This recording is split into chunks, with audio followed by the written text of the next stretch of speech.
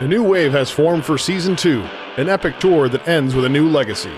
The OGs are back, ready to defend their legacy, while fresh meat joins the competition, eager to make their mark. Who is willing to battle door-to-door and conquer 2024? Buckle up, because the season of a lifetime is among us.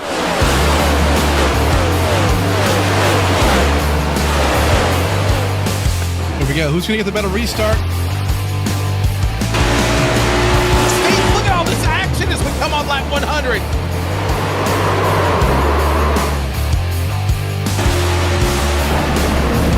For second. Going to go around. This could be the big one.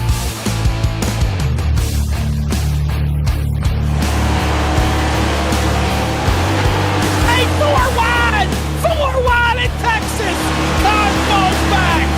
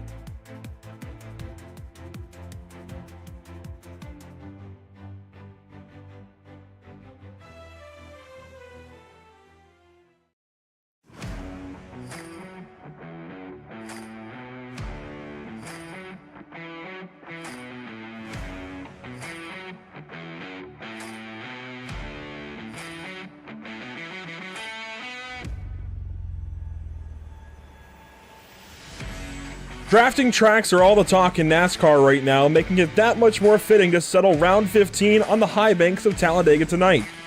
Zach Millett's got control of a big points lead, but that could all change with one corner on any given lap this evening, and this championship could be wide open heading to the road course at Sonoma next week. Welcome to Pit Stop TV in the virtual Talladega, Alabama. My name is Andrew Cardinale IV with Carl Pooler alongside, and it's a pleasure to join you for coverage of the No Limit Racing Sim Rap Market Series. Tonight's coverage from Talladega is brought to you by Sim Rap Market, No Limit Racing, and by all series partners. Dalton Tucker will pace the practice session this evening, but Carl, when we take a look at this Talladega Superspeedway track map, this place looks exactly like Daytona, where we opened the season. So we know a little bit of what to expect. It is, of course, famed, it's legendary, but we know a bit of what to expect with these race cars on a drafting track like Talladega. We have a sample size. Granted, we opened the season with about 40 cars back at Daytona. We come here this evening with about 27, which is still a solid number, but a little bit smaller. It might be a little more wide open for these guys, and we might see this thing go green all the way. You know, Talladega, thank you, Andrew, does have that ability to go green. But Talladega is its own kind of creature. It's a little over the size of Daytona at 2.66 miles. The front straightaway is kind of, does have that tri-oval, but the start finish is kind of after that tri-oval. And you actually see a lot of crazy action through that tri-oval getting to the finish. I know myself a couple times have come here and think, oh, I've crossed it, and I, either messed it or messed someone up because I forgot that start-finish line is moved. So we're going to see some crazy finishes tonight, and I'm all excited and here for it. Yeah, it's going to be a fun one this evening at Talladega Superspeedway. Qualifying is beginning. Let's take a look at points, though, coming into this evening. Here's a look at how things settle out. Now, last week going into Homestead, it looked like a much closer margin, and it was, technically. Granted, the bonus for the regular season championship was not yet granted to Zach Millett. It was pending. It's now been granted to Zach Millett. He has got a 50-point lead. And quite frankly, Carl, that's pretty scary for the rest of the field. That's going to be a big chunk of ice that you've got to work through. You've got to chip through, try and melt down as this championship chase goes on, this playoff goes on. That's daunting. 50 points at any point in time, especially now with just 4 races to go. That's a large chunk that you've got to try and get through, and Daniel Wiles, Adam Benefield are really the only two that have a chance right now to do it. And, a place like Talladega is where you can make those gains. You can capitalize on some moves, maybe even try and push your way to the end there, but with high risk is high reward, and you never know what is waiting for you on around the next corner here. So it's going to be tough. A lot of smart driving is going to have to be done tonight. It's going to be interesting to see. We're going to see Chess at 200 miles an hour, and we do have a smaller field, but I think it's just going to be that much more important for these guys to get grouped up together. The aero package is a little bit different. The drafting's here is a little more difficult. You don't get sucked up as you used to with this last update. So tonight, I have a feeling we are in for an action-packed night, especially Adam Benefield, Daniel Wiles in the 88, maybe Joseph Tucker in the 39 tries to make a wild break, and to close the next half of the playoffs at Sonoma and maybe make a run through there. So we have a lot to see tonight. That we do, and you mentioned Sonoma next week, the next race on the calendar. Here's a look at things. February 26th this evening for Talladega. Next week, March 5th, we go to Sonoma, then Kansas and California to wrap things up. The end of the season is fast approaching here in the Sim Rap Market Series. I recall the first few races like they were yesterday, like they were right back just a couple of days ago, is what it feels like. But here we are at the end of the season. Things are winding down, and there is a very limited amount of time and limited amount of points left on the table. I think the biggest difference for this series compared to many others is we don't have stages. These guys run just the straight up race length, and that means there's even fewer points on the table to try and make up. That makes it that much more difficult to make those points up and make those gaps up. But here we go, qualifying on the racetrack. Here's a look at Jeremy Brown. You see already down to less than a minute left in the session. Zach Millett is fastest, no surprise. It's a drafting track, and this guy is still the fastest on the racetrack. And it is so difficult to be fast, not only in the draft, but out of the draft. Being by yourself here, qualifying is entirely different here rather than Daytona, I feel. I think Daytona, you can run fourth and really wind up that engine. Here at Talladega, I feel fifth is almost the way to go because you're not slowing your engine down.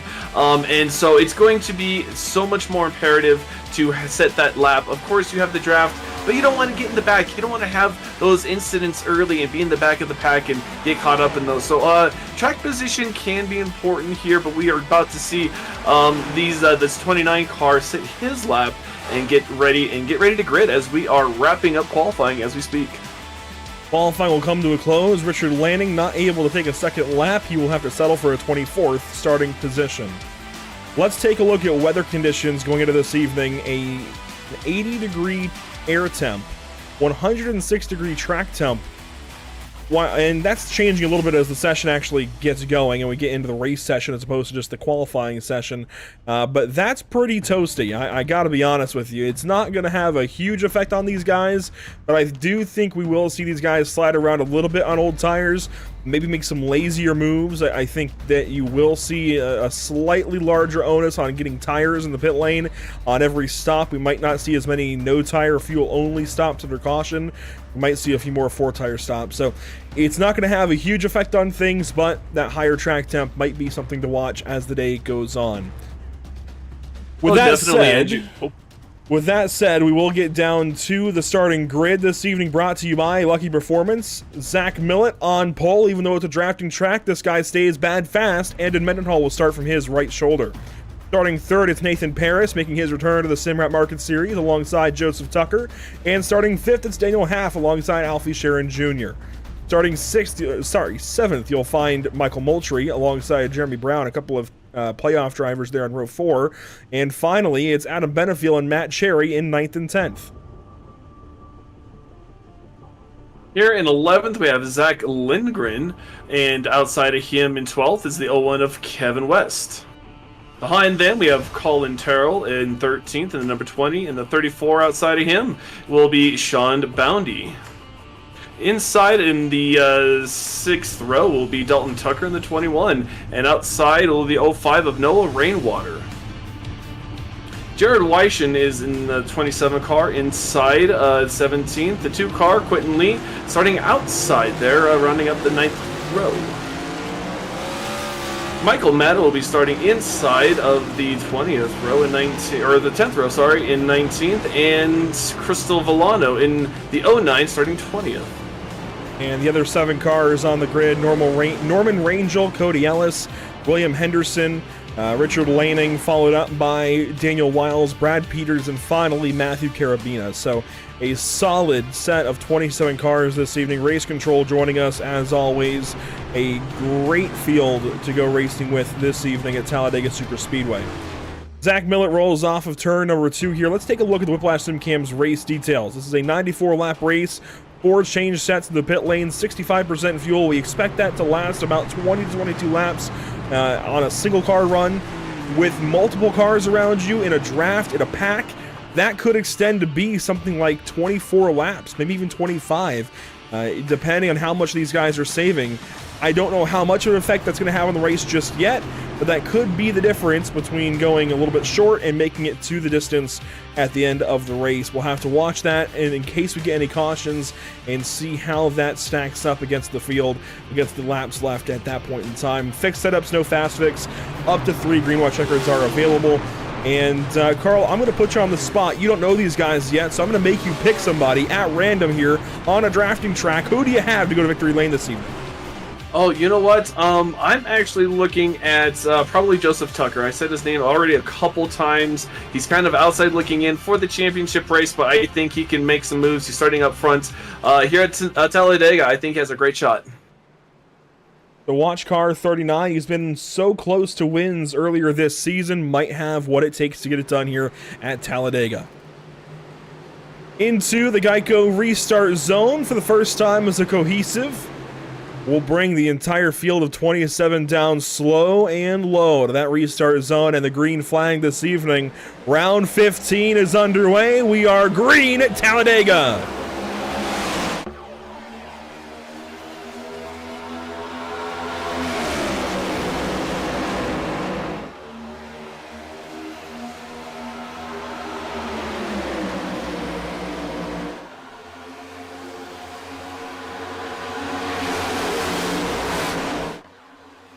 down the Alabama gang super stretch. And in Mendenhall with the race lead, he's got a big shove from that Joseph Tucker machine, and Joseph Tucker's going to drop and take the lead here to turn number 3.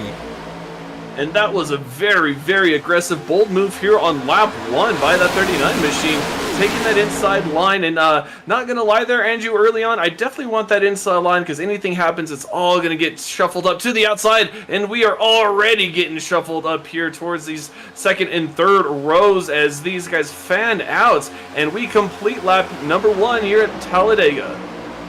There is a drive-through for Daniel Wiles here. He's got to take it to the pit lane and run through at pit speed. This is a sponsored penalty. I've never heard of it, but we're doing it this evening for Daniel Wiles. He's got to come through and come to a stop and go, I believe. So he'll come up and stop, and then he should be going. Might have to hold. I'm confused by this. I'm surprised he's stopped for this long. But he is just waiting right now in the pit lane. I think maybe, you know what? He might be trying to just rejoin the field. Well, you know, you got to be careful about that, because if you mistime it, you just fall behind and you don't catch the drop. But it might be a full lap here as they cross the start finish. Wiles will begin to get going, and yeah, I think that was a whole lap hold. So here at Talladega, if we go green, that's going to be almost impossible to recover from. But with a couple of cautions, you don't know what could happen. But these drivers are already still side by side for the lead. 3 on lap 3, and are still pushing hard on that outside line. And that sponsored penalty for Daniel Wiles, brought to you by Taylor and Taylor Motorsports. I've never heard of such a thing, but hey, we've got it here this evening. We were told about it a week ago and got ready for it, and what do you know? I've never seen it, but we've got one here as Jeremy Brown shoves the 31 car to the race lead. Funny about this, Jeremy Brown lost that race at Las Vegas with that late race issue with the 6 of Mark Martinek. Well, it was Zach Millett who was able to go to victory lane in that race. So Millett kind of stole the race win away from Brown, and now Brown pushes that 31 car to the race lead at Talladega. And that's going to be, I believe, a bonus point for leading a lap here at Talladega as well. So you're shoving the guy who's leading the points out to more points.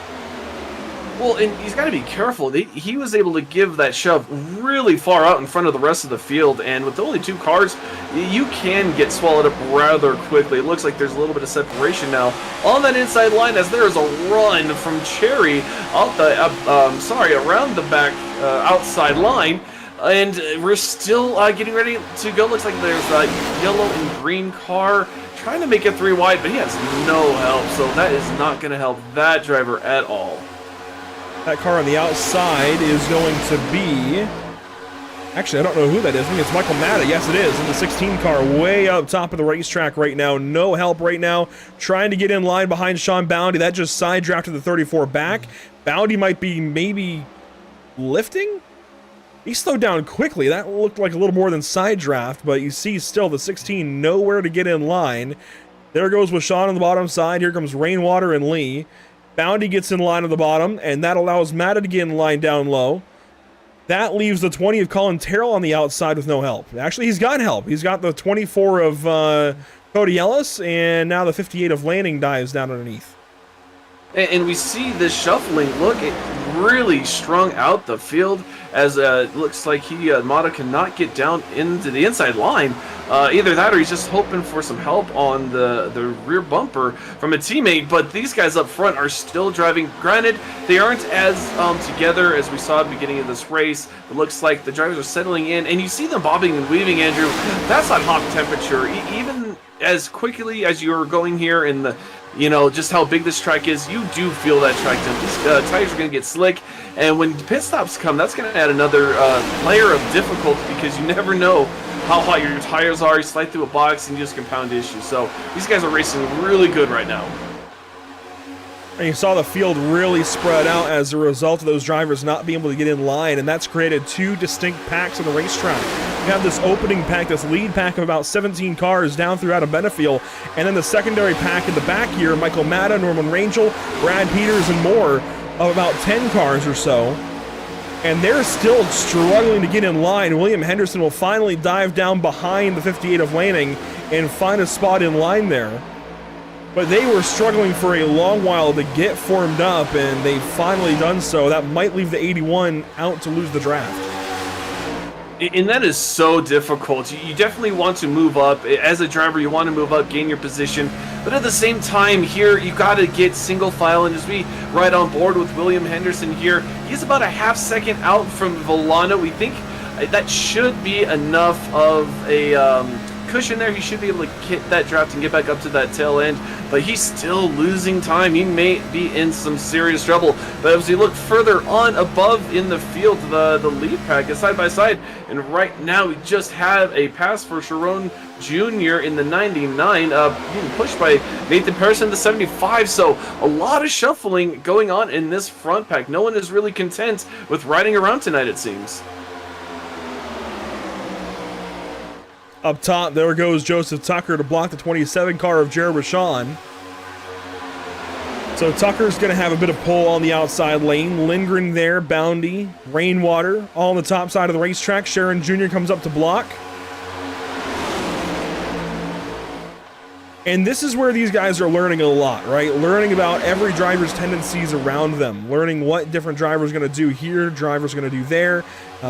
Learning who is going to be aggressive, who's going to lay back, and what you can really do with your race car. So this is a very big learning stage, this opening run here at Talladega. Yes, you want to try and get out there and be aggressive and get to the race lead if you can, but at the same time, this is a 94-lap race. It might pay off to wait. You know, sometimes patience wins the game, but again, it's hard to say you want to sit back and wait for things to happen, because sometimes you are caught up in that mess. As we see the 39 go from top to bottom. He is trying to lead this race and control this race, but is getting a shove there through turn 4, and that'll keep him in front for now. But the outside line with the 27 is just, again, pushing hard and just trying to gain that momentum, gain that edge. And as these guys stay side by side, they're going to kind of pull each other back, and we're not going to see the speeds as they may get up to single file. But right now, side by side for the lead. You can't ask for much more than that. Side by side in a dead heat across the stripe almost. Joseph Tucker gets the run through the corner, of course, being on the bottom of the racetrack, but that top side comes back on the straightaway with that longer run down the back. That time was Sean not able to get back to the 39 car of Tucker, so Tucker will lead proper. And that almost cleared Alfie Sharon Jr. to move up, but not quite. Here comes that run to the top side, and Tucker, I don't know where I got Chucker from. That was new. Joseph Tucker, maybe a combo of the two. I don't know. Anyways, Tucker moves up and blocks the 27. And don't listen now, Andrew. We already have a car coming down pit road. Looks like the 05 machine of Peters. Don't know what this is about. We will see if he has to come down for fuel or had an issue. But Andrew, I was about to say, I'm already hearing over radio that people are worried about temps. And in this lead pack, it is really, really easy to get up to that 270, 280 window. It only happens like 2 or 3 laps here at Talladega, so you really have to manage that as the pusher. But again, you don't want to give the space like that happened there to the 34 with a huge move to the inside line. Gonna wait, get sucked up to a push of the 05, but we still have Jared Wishawn still leading this race, but cannot decide which line he wants to lead. Decides to lead the outside lane to lead this lap 11 of the race. And Wishawn's got help from his teammate Lindgren. Those are teammates up top of the racetrack right now, the 27 and 85. Their other teammates include Brad Peters in the 05 and Jeremy Brown in the 07. Peters was that car in the 05 that peeled off, pitted, and it looks like it's done for the day. Jeremy Brown is in the back end of this group. So teammates leading at Talladega Super Speedway, and more teammates on the way maybe if the 07 can get up there. But Adam Benefield comes up behind in that 3rd spot, and now Andon Mendenhall leads the bottom lane. And it just, you mentioned Jeremy Brown in the back, so is Zach Willett. Just how quickly things can change here. Our 2 front runners on our pole sitter kind of at the tail end of this pack, and you can see how these things have shuffled. But you mentioned it earlier, Andrew. You've got to find a driver and a teammate that you trust to pull, to draft with, Sometimes you need a side draft to maintain the lead. It's such a precarious dance as these drivers do it at 180, 190, 200 miles an hour through 1 and 2, and still don't want to curse it, but right now, clean and green racing as the outside line starts to gain that momentum. The inside line's getting broken up a little. This is going to cause some issues, and as we see a good shove into turn 3, we are still racing hard. Still very much packed up in this early going here. And this lead pack stays on top of one another. The secondary pack further back is also packed up now, but they have lost a lot of time. I think there's definitely strength in numbers tonight. We're seeing that here. These guys are now 9 seconds back of the race lead, and they need a caution to get back in this race. Oh, a caution definitely, but they need to coordinate. They need to have some teamwork. You're going to lose time. There's only about 6-8 cars in this pack, not nearly like the 18 cars in the first pack. And strength in numbers, that's what you're looking for here at Talladega. And as these stragglers kind of get side by side, you see them get further and further apart. There's no energy in the line. So they definitely need to get coordinated and kind of work something out to maybe at least hopefully stay in range, or maybe just try and hang it out and wait for caution. As we see the 88 with that drive-through hold penalty, Daniel Wiles on the track now all by his lonesome, about to get overtaken by the lead pack themselves. And caution, problems in the back. Michael Matta, Matthew Carabine in that group we were just looking at. This is going to save Daniel Wiles and bring him back to 1 lap. Well, he'll stay 1 lap down and get the wave around. But this is huge in the back. Crystal Villano involved, Matthew Carabina, Michael Matta. 3 cars wadded up at Talladega. And we were just looking at those cars, Andrew. They were kind of weaving left and right. They were not very cohesive at the time. But we watched the replay. We see the 16 of Matic trying to give the 59 a push. And just right there, bad push in the corner and just causes the pileup going to the outside wall. 3 solid cars tonight look like they are going to be done for the rest of the evening. And they might be able to get back out there and try and hang on with damage, but realistically, their nights are over, as you say. Carabina, a lot of damage. I believe I saw one of the wheels stopped up on the 16 car. This is going to be a big blow to each of their days. And there you see all that damage for the 16 of Michael Matta. The right front pointed the wrong direction. For Matthew Carabina, I believe I saw the left rear not turning, so he's got big problems. Yeah, I would definitely say this damage is not optimal for the conditions here at Talladega, and which is unfortunate. They're just lap 15 of the race, lap 14, and just one bad push. And like I said earlier, Andrew, it's one of those things that can change in an eye blink, and that's just exactly what happened. Just looking by the replay, just a bad push. But right now, it looks like everyone's coming down pit road for service. Seeing mostly fuel. Looks like all fuel. Don't see any of the cars getting jacked up for tires. And that's with the overdrone pit road there. That's going to be tough for that 37 car to start at the back of this field. With Sean the first off the racetrack, or off the pit lane rather, back onto the racetrack here. Zach Lindgren follows. Followed up by Adam Benefield. Looks like fuel only maybe. We'll go back and see if they took any 2 tires, but it was 7 seconds in the box. That's indicative of a fuel only stop. Let's watch this here. Watching for Lindgren. I always like to remind myself exactly if 7 seconds is fuel only, or if that's tires, and that's going to be a fuel only. Yeah, usually 2 tires will put you about 9 seconds on the pit stop. 4 tires about 13-14 seconds, and then depending, we have 65% fuel load here rather. So it's rather quick in terms of the refueling, and that's where the 2 tire calls would definitely come in to reduce that pit stall time. But as we are rolling under caution, still with Sean up at the front, 7.4 seconds. But Tucker getting, looks like maybe a penalty. That is not good, not what you want to see here early at Talladega. Yeah, Joseph Tucker having to settle and go all the way to the back of the end of the field here. William Henderson will go by. Daniel Half will go by. And under this caution flag, it'll be problems for Joseph Tucker. Penalty of some sort. We don't know what for. Likely speeding. That's, I think, most common, but very well could be too many pit boxes as well. That's been a common penalty this season. Talked about it at Daytona to get the season started. I was going back and watching that broadcast a little bit earlier, and we had some penalties for exactly that at Daytona. Mentioned then that it would be something these drivers would have to watch for all season long, and sure enough, it seems like it might have bitten the 39 car here this evening. That or speeding, one of the two, and he'll go to the rear of the field. Now, Michael Matta's in the pit lane. He is coming back in, trying to get that car operable to go back out there on the racetrack, but that's fighting an uphill battle.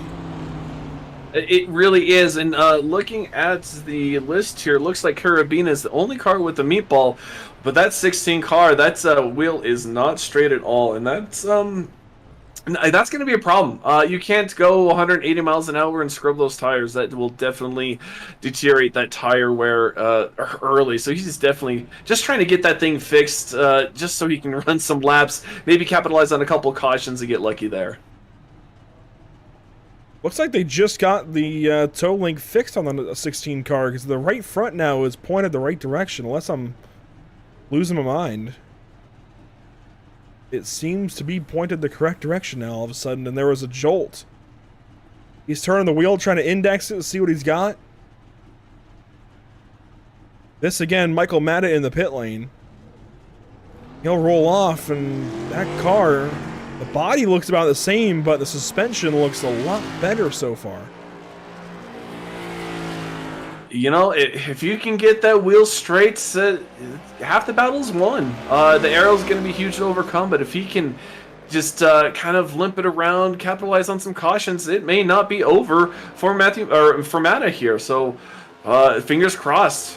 Hopefully, he can get out there and put some laps down and keep going. Here's the onboard for Michael Matta. We'll see just how much that car is askew, and yeah, it's definitely not driving exactly straight, but that's a whole lot better than it was. Yeah, and it looks like the engine's full power, so really he's just going to have to deal with the aero and suspension. But right now, we're getting ready for a restart here at the front.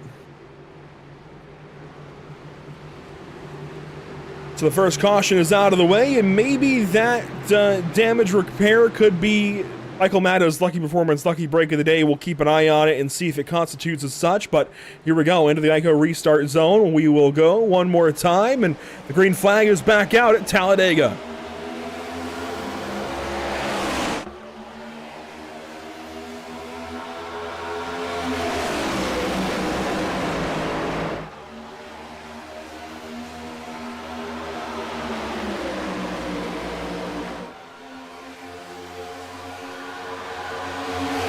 Three wide already off of turn number 2. Noah Rainwater leading that charge. Jeremy Brown pushes. Now Benefield out to the middle. Well, look at that. We have a middle line getting formed, but 3 cars on the inside and outside lines respectively. But these restarts, that's where you want to try to make your moves. Everyone's bunched up. But here at Talladega, on lap 18 is a bold move as we see that middle line. The 3 cars push ahead there with Quentin Lee and Norman Rangel in the front. I'm sorry, that is not right. I am looking at the wrong one.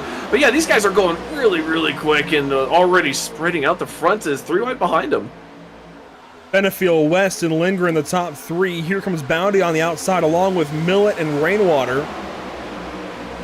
And Bounty is going to try and charge that outside line. He will get there on Benefield. Benefield going to have to settle now in the middle of the racetrack. And you can see Matta just trying to hang on to the back end. He'll lose the draft, but that car looks a lot better than I thought it would.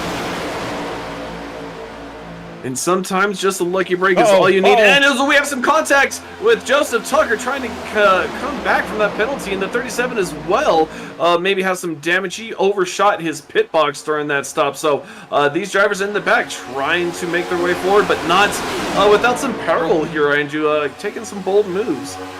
I thought that was going to be a crash between Joseph Tucker, Matt Cherry, and Endon Mendenhall. Thankfully, no crash there. Zach Millett dives down to the bottom of the racetrack and will take over the race lead here at Talladega. A push from Benefield shoves him out there ahead of Sean Boundy, and Boundy will fall back to 3rd position. just like that. It changes so rapidly, but we can't see that pusher car not getting a square run from the 83. The Benefield just couldn't get squared up, and you saw that momentum loss that allowed the 34 to kind of make that lead into turn 3, and again through the corner, still just trying to line that bumper to bumper up and give that push so you can get that momentum down the front straightaway. And that's what's so hard about these drafting tracks. It's just so hard to get that lined up, because it's trying to line yourself up with the car in front and hope you don't get taken out with the car behind. Just so much going on. On board with Adam Benefield here on lap 21 of 94. Shoves Millet back out to the race lead. Where's Bounty on the outside? He's fallen back a little bit. Benefield has the option. He moves up high. Making another 3 wide run is the 75 of Nathan Paris. He spent some time up front before the caution, but we see he does not have the help on behind, and we're going to stay stuck 3 wide here. It looks like row 4 on back. And we see another similar thing we saw last time, Andrew. Ooh, we see a car in the wall. We're seeing a couple of different packs getting formed. We saw this last time. We saw the incident come from that second pack, so will they get a little more, shall we say, in order for this to work? But as we say that, the front pack is now also getting single file, and the leader, Millet, is definitely trying to run away with it. A little bit of tandem drafting here. Benefield going to leave now, join Lindgren. So Lindgren has a big run down this backstretch and got that through turns 1 and 2. Here comes Brown with Bashan. We're seeing some tandem racing up front. I don't think it's going to last. The rest of the pack just caught right back up in a hurry. But for a moment, that was shades of 2008, 2009. 3 wide now. 3 wide indeed, and we're only on lap 22 of this race. We're not even a quarter way through this race right now, and they are running it like it's the last lap. 3 wide, 3, 4, 5 rows deep. Not a lot of caution being thrown around right now. Everyone's really charging, trying to get up front and use that fuel that they are so sparsely trying to save and savor. As these fuel meters are roughly 20 to 22. Andrew, you said maybe they can get 25 out of it if they were really trying. That's going to come into play, I think, with these cars, especially constantly running in the lead versus the cars in the draft. Brown jumps down and helps out his teammate Lindgren, but that's going to really separate the bottom from the top right now. The whole bottom lane just got clear. That's 4 cars out ahead. Millet, West, Tucker, and Sharon Jr. Sharon Jr. basement to attic here, all the way to the top of the racetrack in front of Adam Benefield, and that's going to leave Paris looking around wondering where he can go with his run. 4 now, 3 cars out ahead, then a whole pack right behind. And this is really interesting because none of these drivers want to give an inch. Oh no, there's Lindgren! contact 35 going down. Lindgren causing an issue into turn 1, coming out of turn 2, and that will bring out the caution for the second time today. Caution flag here. Zach Lindgren spins around. All things considered, that car looks pretty okay. Yeah, I mean, considering that first caution we saw that may scuff up some of the sheet metal, but otherwise unharmed. But as we're watching this, again, the 07 just trying to get squared up on the bumper there, going into turn 1, and just a little bit of motion, and another bad push mid-corner right there as we see it. But yeah, it looks like he was able to keep it off the wall. No big damage except maybe with a 32. Locks it down though, keeps it out of the wall. Lindgren will be able to live to race another lap. We'll go on board here with Jeremy Brown. I think this is more the 99 coming down than it is a bad push. It might have gotten the 85 a little bit unsettled, but when Alfie Sharon Jr. came down the racetrack there, it constricted things big time, and they ran out of room in the middle of the racetrack. I want to get one more replay on that from the blimp here. We'll slow it down. Watch the 99 come down the racetrack very suddenly.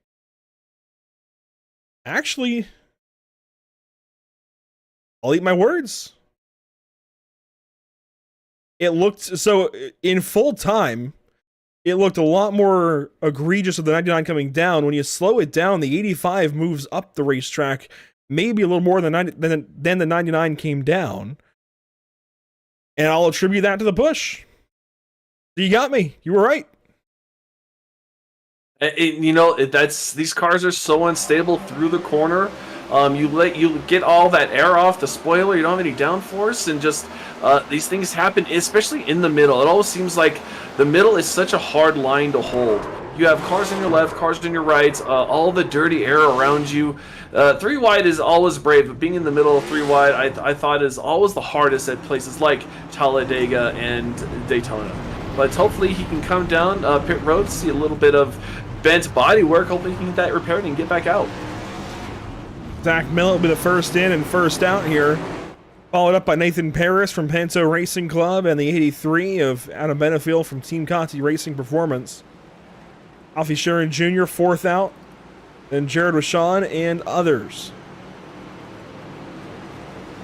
Yeah, the 34, Sean Boundy, Colin Terrell, Dalton Tucker, all these guys we haven't talked about, maybe actually up front and getting ready to maybe get some of that clean air and see what they can do come this restart. But man, it is so tough to maintain, and just it's a mentally draining game out here. A pit stop helps kind of ease some of that tension, but being out here bumper to bumper multiple laps, it is draining, mentally draining, and it takes a lot out of you. So these guys are doing really good tonight. As these guys work down the backstretch here at Talladega Super Speedway, we'll take a look at what's upcoming for us here at Pit Stop TV. Next up, oh, you know what? This is the wrong graphic. I loaded the wrong one. Oh, no. Well, that's okay. We can roll with it. Next up will actually be tomorrow night at Lanier Raceway. It will be the Sarah Super Series. And they'll be racing for 150 laps in the RS Center Trucking 150. But then after that, the next up broadcast will be the BRB Racing League that you'll be in at Gateway on March 4th. Tuesday, March 4th. That'll be the first race of the chase for the BRB Racing League Bunt Kicker Cup Series. So once we get things wrapped up tomorrow night at Lanier Raceway in Braselton, Georgia for the Sarah Super Series, that's the next broadcast on the channel. I promise. It's tomorrow, February 27th. Once we get that wrapped up, the next broadcast after that will be March 4th, Gateway for the BRB Racing League. Carl, you'll be in that race. What can we expect? I hope I can finish more than the lap, honestly. Last night was not great for me. I've had a really rough season, just a lot of bad luck. I really like worldwide technology. I liked Michigan. You get to use the brakes. There's some handling, but it's been a tough season. So right now, I think I just want to finish the first lap. That's what I'm really looking for. Fair enough. After that, we'll go to Sonoma on March 5th. That'll be the next race here for the Simrat Market Series. A road course here in the playoffs. And it's funny, we've got Sonoma in the playoffs here for the Simrat Market Series. We've got Watkins Glen in the chase for the BRB Racing League. So the two classic NASCAR road courses will be in each of these playoff rounds, if you will, playoff/chase. For these two leagues that we cover that are kind of the main leagues, it feels like, on Pit Stop TV, at least the main NASCAR-style leagues. So that'll be pretty cool. And then next Thursday, it's the Team Clash for the Sarah group of leagues. Sim Auto Racing Association is going to have the Team Clash at Irwindale Speedway on March 6th. That is going to be a multi-car, multi-class driver event, team event, where drivers will be switching off over the course of 300 laps. 2 driver changes are mandatory, and it's got super late model stocks, and mini stocks on the racetrack at the same time. That is what you have to look forward to coming up for the Sim Auto Racing Association. Once the season is done, we're going to go and shake things out at Irwindale Speedway, and the Team Clash should be a lot of fun. You can catch all of these and more on the social media links down below. Sorry to interrupt you there, Carl. What you got? Oh, I was just multi-class racing at Irwindale. That just sounds crazy. Sounds like a crazy time, but a fun time. But we have a crazy time here on our own, getting ready for another restart at this 2.6-mile super speedway. A couple more penalties for too many boxes that time by. A couple of drivers to the rear of the field. Here we go, though, into the Geico restart zone. Zach Millett, Nathan Paris, your front row. Green flag is back out. 27 complete. Whoa, Nathan Paris cuts the nose of Alfie Sharon Jr. trying to get in line. Absolutely chopped the nose off that 99 car. That's a bold move. You got to get those positions when you can, and he chose it, but you got to be careful because us drivers, we remember that. We keep that in mind. It's like, hey, you better watch yourself because next time there may not be that extra inch or two that you need to get down. So they will definitely have to be careful continuing that as we are coming around the completion of lap 29 and another different restart from the one we saw last time. This is a little more orchestrated, more side-by-side running, not so crazy with the 3 wide as we see some drivers try to poke their nose out, maybe get a run, but there's not enough help on that outside line to really do much. So everyone's getting ready and getting that momentum as there's a little bit of a squiggle down the dog leg there. Did not see who it was, but it was near disaster as we are still green, luckily, but kind of shuffled some of these drivers up here towards the front. A very separated pack right now, but here we go. Here comes the 99 with help from Jared Rashawn. So Alfie Sharon Jr. leading the outside lane, trying to move forward here. A couple of chase drivers, 99 and 27. And they're really working together. They seem to be the 27, especially of Washawn. We've said his name a lot tonight, and he has been up here pushing. He's been pushed, and he's done a really, really good job up here so far. And I knock on wood, don't want to give the commentators curse, but he's showing why he should be up front and giving all these pushes as we see the field kind of get separated in 2 packs again.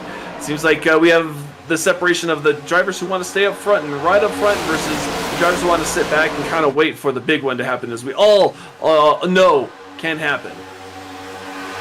Let's cross our fingers and hope for no big ones this evening. That would be very detrimental, although you see this field getting in a line on the top side of the racetrack right now. Maybe some driver chatter trying to organize this because this is rare to see. Immediately, Moultrie drops down, Tucker drops down. That bottom line comes to life. There goes Sharon blocking it, and Moultrie gets shoved up underneath that 99 car. Onto the apron goes Moultrie, he just hangs on. That was a very, very bold move. Going through the tri-oval. That tri-oval's not smooth. There's a couple bumps there, and to try to take it through the apron too. Very, very questionable. Definitely getting the drivers talking over the radio, but it did seem to help Moultrie out. He's up front along with Joseph Tucker. We saw him have a penalty earlier on in that first pit stop. He's right back up here at the front too. I see Zach Lindgren getting back into the mix, but yeah, 2 drivers that have had problems so far today. Maybe constituting for lucky performance, lucky break of the day conversations. I mean, for Tucker to get that penalty and go to the back, maybe that avoided the crash for him, that crash that we saw with the 85. Maybe that helped him avoid that and stay out of it and get back in this race. And for Lindgren, maybe it was lucky that it just wasn't bigger.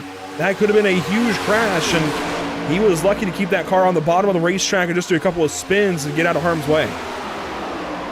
You know, it's always a good day when you spin the car, you wreck the car, and all you need to do is put a fresh set of tires on it. So he's looking no worse for wear here in the outside line. In the middle of the pack, as you see that 37 make a bold move too. And that's what we've been seeing all night long is these spotters are definitely working overtime because there's no way I would make some of these moves. They are just really, really close, and I don't feel like there's spaces where these cars can fit, but they're making it work. And as I say that, they're fanning out too, 3 wide, and again, Moultrie still edging out the leader here of Sharon Jr. before this lap lead point. Michael Moultrie, you don't need that one. Alfie Sharon Jr. from second, trying to get a push from Zach Millett, his teammate. And Zach Millett's in a really odd spot right now. He's caught in between teams. He has been running over a Track Bar Media, Track Bar Motorsports, and is still a part of that team within the league. But he's also got allegiances over with America Racing. He's recently joined them, become part of their fold. So he's got multiple allegiances throughout this field. He wants to help them all and wants to win this championship. He's got a lot going on in that 31 car, and that's something to keep in mind as these weeks wear on, as the championship draws more and more near. I don't know how he manages it all. I don't know how he manages 2 different teams wanting his help, wanting his assistance, especially at a place like Talladega, while trying to go for the championship as we got a crash. Big crash. And that happened right around the area of Lindgren. In fact, he actually got a good, healthy smack to the nose, I thought I saw. But yeah, that was smack dab in the middle of that pack, and that's the danger zone. You get there, it's almost impossible to avoid it. As we pull up the replay here, we just see a huge push of the 37 on the top lane, coming out of 4, it looks like. And then just really aggressive moves. We're still moving 3 wide. And Mendenhall just ran in the 37. left rear of Jeremy Brown and turned the 07 around. He just ran right in the back of him. We'll watch this again and try to break this down a little more, but Carl, I'm going to be honest, he just ran smack in the back of him. You know, I would love to say that I didn't know what that felt like, but it's such a helpless feeling. You feel like you're driving your race, and the car behind you gets to that quarter, and there's just nothing you can do. So we right on board the 37 of Mendenhall. Looks like, yeah, it looks like there wasn't a spot there. He may have expected the 07 to maybe move up, but yeah, that was questionable. That was very questionable. That's a good word choice for that. Very questionable move indeed.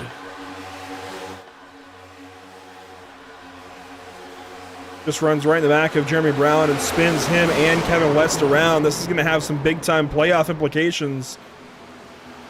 With Sean, Brown, West, Mendenhall all in the playoffs, all involved in this crash. Watch it again. We'll slow it down. All right, you see Brown get turned down into Kevin West up the racetrack. That's going to catch Zach Lindgren and catch Jared Rashawn. That is all of Elite Motorsports caught up in this crash. Dalton Tucker snakes right on by. Wow. Lindgren split right between the 24 and the 21. Matt Cherry gets involved. That was really close for Tucker in the 21. And it always kind of baffled me is these races these tracks you do want to be close, and most of the time you're either dragging your brake, you're letting off the throttle, but you're kind of caught between a rock and a hard place where if you check up too much, you're going to get caught up from behind. And wow, I think that's a good nomination for Lucky Break of the Day with that wheeling and dealing through that wreck. That was really good. Yeah, that's a new lucky performance, lucky break of the day here at Talladega. Dalton Tucker, what a move to get through that crash. You know what? Let's see if we can dial him up. I believe he's in the Discord. He is. Let's dial him up and see what he's thinking after making it through that crash. Dalton Tucker, driver of the 21 car, working out of pit lane here, 9th, and you just had a front row seat to everything that happened on the front stretch. We're going to nominate that for lucky performance, lucky break of the day, but what did you see from your eyes? I saw everybody. That's probably the problem. That's the craziest wreck I've ever made it through, and somehow did not get damage from it. I think I touched somebody, but I did not expect to make it through that. Yeah, there was a little bit of a door tap, it looked like, to the 24 car, but you keep on rolling. Now, what's it like out there? This has been some of the craziest racing we've seen at Talladega in a long time. The car is extremely stable, but the side draft will absolutely kill you. I mean, you can go extremely fast and then all of a sudden just lose everything. So trying to orchestrate runs, is it easier, harder than past updates? I would say it's a little easier, but it's also easier to lose the draft. All right, well, it's good to talk to you here coming up to the mid portion of this race. A long ways to go. Do we feel like we can get the 21 car up there and lead some laps? I think if I wanted to, maybe, but I don't know. After seeing that just then, I don't know if I want to yet. Fair enough. Well, best of luck here from 15th at the start to 8th now, 23rd at one point, 3rd at another point. It's been a roller coaster, it looks like, so far for you. Best of luck. All right, appreciate it. That's Dalton Tucker in the 21 car this evening. We'll move him back down to his teammates. That is the craziest wreck he thinks he's ever made it through, and honestly, that tracks. I mean, you get wrecking cars on each side. You already know, you feel it. Like, there's no way I can make it, and you get over there. It's a great feeling. It really is a great feeling. But also gotta give a shout out to all our sponsors tonight. They helped put this together and let us keep racing. Simrat Market, Apex Sim Racing, Moser Racing, all these guys, Team Conti especially, Butt Kicker, all these guys come together and put on a good show for us. But as we were talking to the 21, and found out the 83 of Anna Benefiel gets a penalty for driving through too many boxes, so he will start at the tail end of this field at this restart. Yeah, problems for Benefield. He'll go to the rear of the field. And this does lighten the field up a little bit. A few cars out of the field now. Crystal Villano, Matthew Carabina, Brad Peters all done for the day. Matt Sherry is trying to hang on to the field. He will leave the pit lane and come all the way around here. He's got some right front damage. Jeremy Brown trying to keep up with it as well. Michael Matta there in the 16, still nursing all that damage. The car looks a little better than we last saw it, but not by much. Still a lot of damage on that 16. Jared Rashawn trying to catch back up to the field. He's got a severely damaged front end of that race car. He'll catch up. Zach Lindgren looks like he's actually okay again after one of these crashes that he's been involved in. Just craziness here at Talladega. Also want to thank our partners here at Pit Stop TV, Whiplash Sim Cams, ATVO, CC's Business, Cody Williams Design, Lucky Performance, and, of course, North American Racing League. That driver of the day conversation's coming up quick. Start thinking about your 2 nominations here, Carl. You'll get 2. And you've been on the nominating side, I guess. Well, one of the drivers we've talked about nominating the last couple of weeks in the BRB Racing League. Now you get to do the nominating in this broadcast. That should be a whole lot of fun. Ooh, I'm excited, but I'm equally excited for this restart. I can't wait to see what these guys got for us. Geico restart zone once again. Lap 37 becomes lap 38. Green flag back in the air.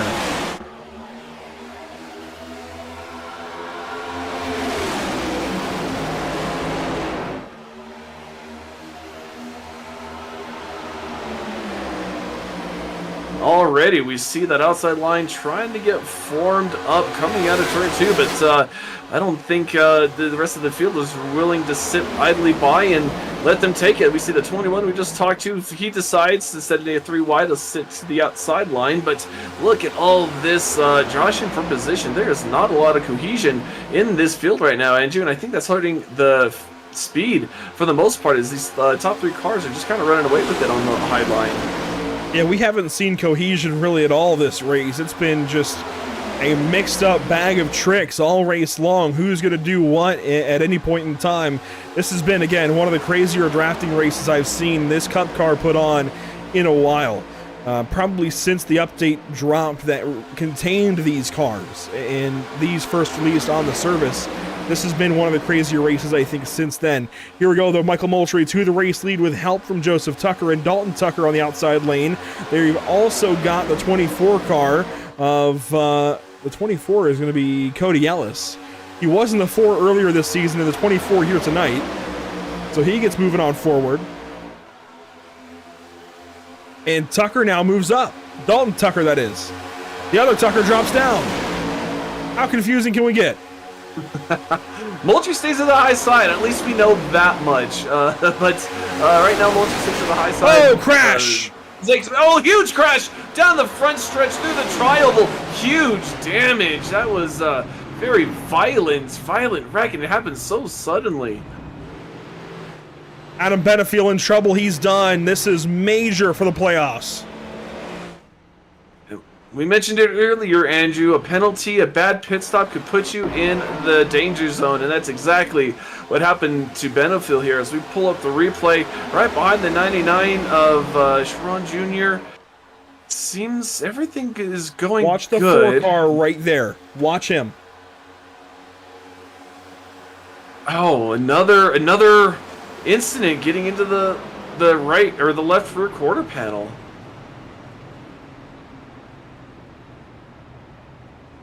That's 2 we've seen tonight, Andrew, where cars got into the left rear of the left rear quarter panel of the car in front and just spins them around. He just, I don't know if he was going for a hole there or he thought the 24 was trying to move up.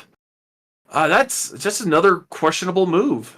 Yeah, it's really strange. That's the second, I think, second consecutive or second incident of at least this evening where a driver has just kind of run in the back of somebody in the left rear, and I mean, these guys are all good enough to know that's going to wreck the guy that you're pushing. So you just got to be a little more heads up and either jump out of the gas or do something different, because that is two now big crashes on the front stretch. Same spot on the racetrack that we've seen it now, two in a row, I believe. Yep, I think you're right there, Andrew. I think that was 2 in a row. The second one in a row with that incident there. But yeah, you gotta be careful. You have to be a little more cognizant of where you are, where your competitors are, and just know when to get out of that throttle. Sometimes I think. Yeah, these cars are dancing around. There's definitely a lot of motion, lateral motion in these cars as we ride along with Adam Benefiel.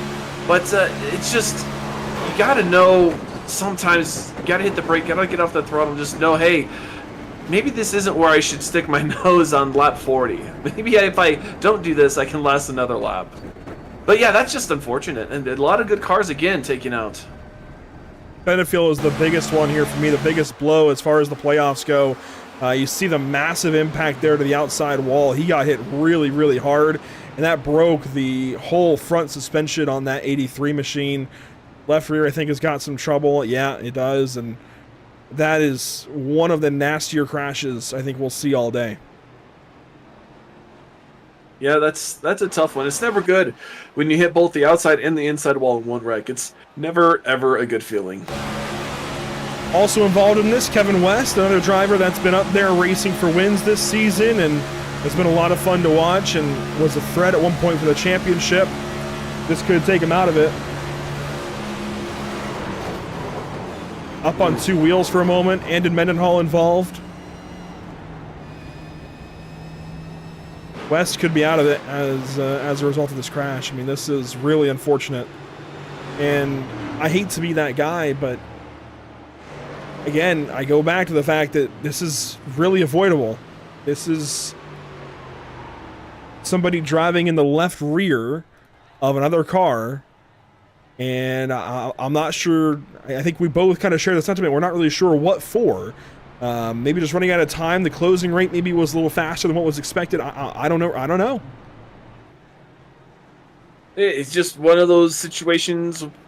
You never know. It's always harder to tell from up here versus what the driver is thinking in the car, and what they're seeing too. Because it could have both situations. I mean, being devil's advocate could say, hey, maybe they thought the car in front was going higher and there was no room. But yeah, same spot. It's 2 incidents in a row. Just really curious to see how this is going to pan out, because right now we have Joseph Tucker in front, next to Moultrie.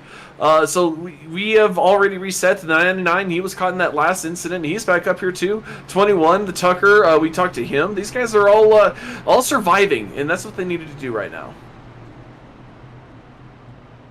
Well, some big crashes here in the first half of this race, kind of slowing us down a little bit. This is a 94-lap race, a long ways to go.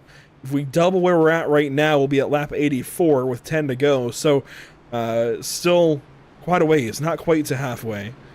Halfway, I think, is lap 47, the completion thereof. So a little ways left to go for these guys. Do you want to change your pick, or do you feel like Joseph Tucker still got it? Oh, I feel solid. I feel comfortable with Joseph Tucker being my pick. He's shown he can go from the back to the front. He's led laps. He's a good pusher. He can take a push. I like all of these components in a race winner here at these super speedway races. I still like my 39 pick. Fair enough. For somebody that's brand new to these guys, still learning exactly what's going on with all these drivers, that's not a bad pick at all. He's been so close to wins lately. Just hasn't been able to get it done, hasn't been able to close the race out. Could this be the night that it happens? You see a shot there from the 31 of Millet. He's got 7 laps led, started 4th this evening. Kind of been up and down all around. Not a bad pick at all. Yeah, and I really like that paint scheme. Such a good paint scheme. A lot of good paint schemes in this league. This is fun to watch. One of the better looking fields that you'll see on the racetrack for sure. Here we go into the Geico restart zone.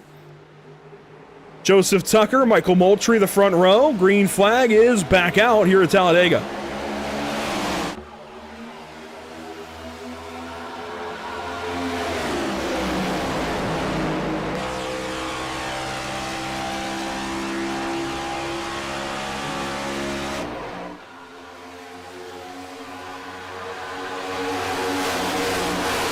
Oh man, that outside line did not get going, and this should, as we get closer to the end of this race, we should definitely keep track of that, because if this does come down to 3 green-white checkers, you're going to want to be able to restart next to the leader to have a shot, because right now, the leader of that second row right now is in 5th, 6th, and really struggling, not even the leader of his row. So you got to be careful on these restarts as we get back up to speed. And Mulchi just trying to get behind the 21 of Tucker there, but I'm sorry, that's a 34. I'm getting all confused. But yeah, this is what happens when you're new here, Andrew. Just trying to get all these numbers memorized. Well, they are similar looking race cars, I'll give you that. I added a little bit of blue on the 21 and they're almost identical, so that's fair. But Michael Moultrie sitting in behind the 34 of Sean Bounty, giving him a shove here out of turn number 2. Quentin Lee making an appearance this evening. He's down on the inside lane. Quentin Lee was in playoff contention most of this season, thought he might make it, and then missed a couple of races right coming up to the playoff cutoff, and missed out on the playoffs this season. It'd be nice to see him get back on the racetrack here. It is nice to see him here this evening at Talladega Superspeedway. Hopefully he's able to make the rest of these races. But as we come around to complete lap 44, Joseph Tucker is in control. You got to be careful. Those inside line cars, it's always follow the leader. So if someone makes a move, you almost instinctively want to make the move that the car in front of you is making. As he makes a huge block to the high side. But going down on that apron can be very tricky, especially into the corners. It's not cambered the same as the track, and so you can lose a lot of speed and a lot of traction through there. So you definitely want to keep an eye on that. But right now, Joseph Tucker, and being followed by Moultrie to the inside line. That'll leave the 34 out to hang and get collected by the 99 to see if they can make a charge. I want to confirm that Adam Benefiel is off the racetrack, out of the race, along with Norman Rangel. This leaves 22 cars on the track, and 21 of them on the lead lap. Andon Mendenhall, the sole driver, 1 lap down. He rides in 22nd. Someone just blew up, I think in the middle of the field. Is that Moultrie? I think so. Did Moultrie just blow up? He is down on speed. Yes, Michael Moultrie. Yep. He's done. Looks like he blew it up. And of course, engine expirations on iRacing a little bit different from the real world. We're not going to have debris from that. We're not going to have oil from that. That's not going to draw a caution.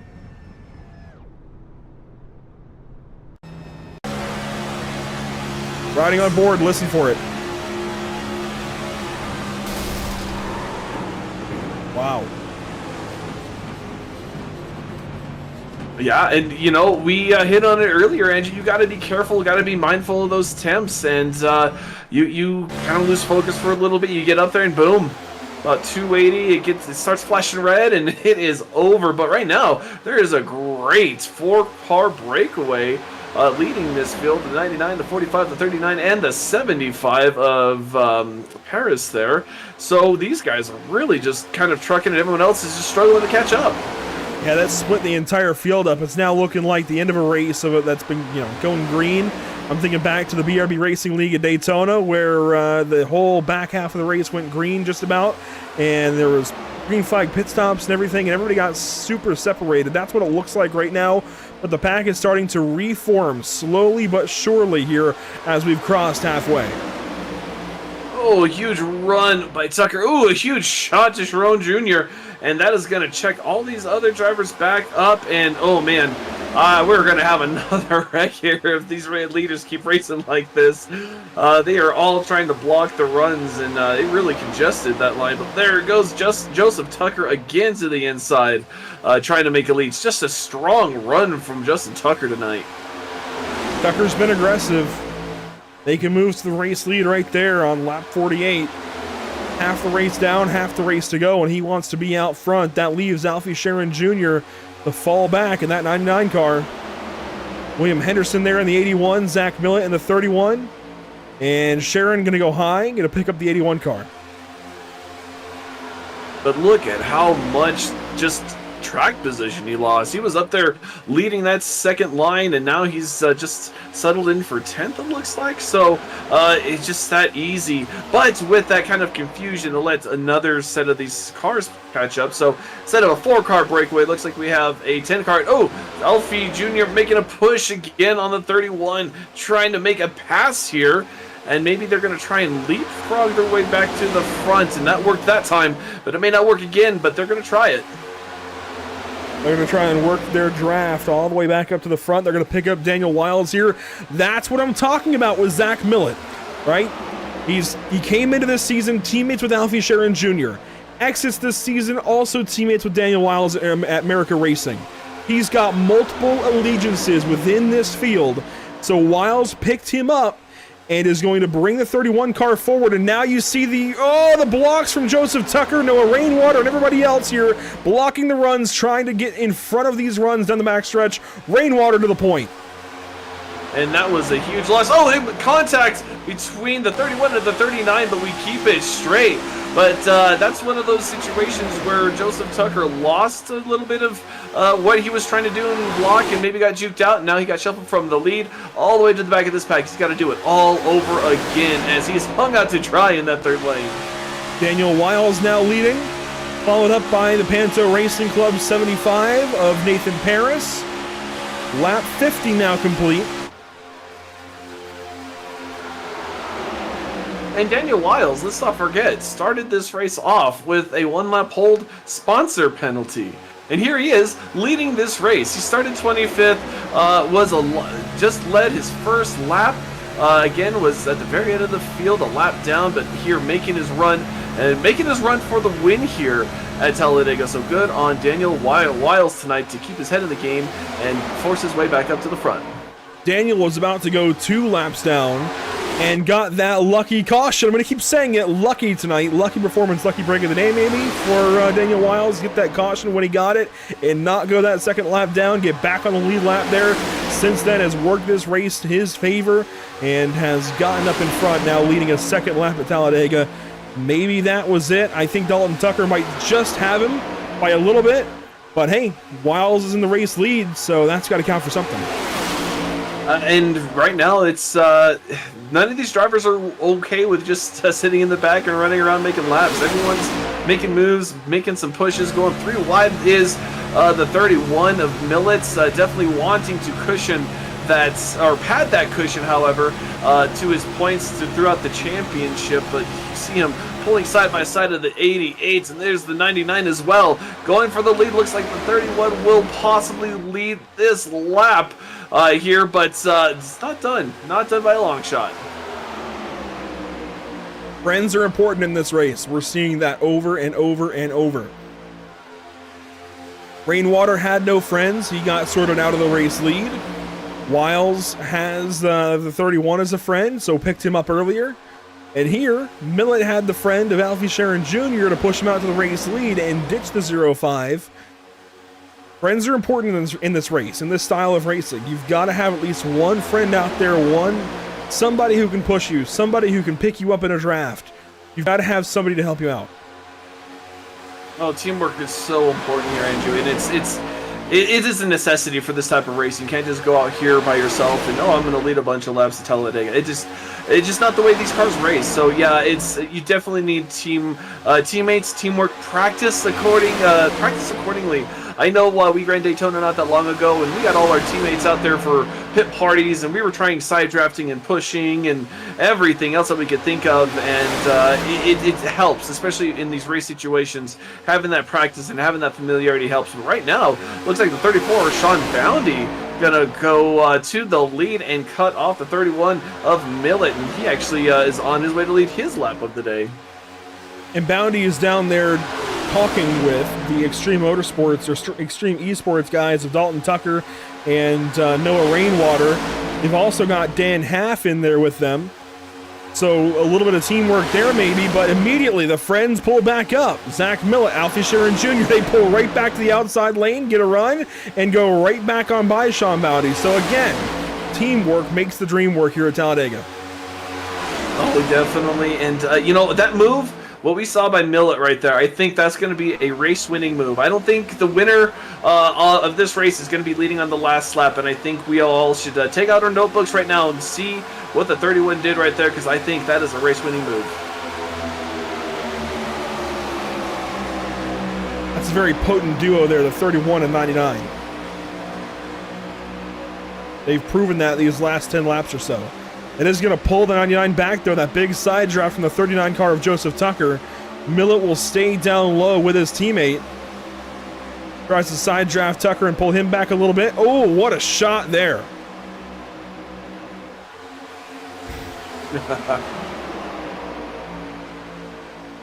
Some of the drivers talking in the backpack there, looking for that caution. Definitely one of those drivers that would benefit and maybe get this field caught back up. But I don't know about you, Andrew. I am looking forward to seeing some of green flag pit stops. Those are some of the funnest things to see, and we're coming close. I think we're on. Let's see, 21 laps of this run in some of the cars. So I think some of these drivers are already thinking about fuel and when they need to pit. We're going to see something here in a little bit. Can confirm Michael Moultrie is out of this race by 10 laps. And Mendenhall now the 21st position. That leaves 20 cars on the lead lap, and they've each run about 16 laps or more. In some cases, 21 laps to a tank of fuel. Granted, there was a caution in there to help some of these guys go the distance. But we are coming right up on green flag pit stops, and I think you're seeing that. These guys are getting single file on the bottom, getting ready, preparing for these pit stops. You want to be single file. You want to be able to pit from the bottom lane. Oh, I don't think you want to. You have to. Yeah. It never works out if you try going from the second lane. I've seen people try to say, oh, there's a gap there. There's not a gap there, because you're trying to turn, you're trying to brake, you're trying to make pit road speed, and yeah, I think we're seeing it.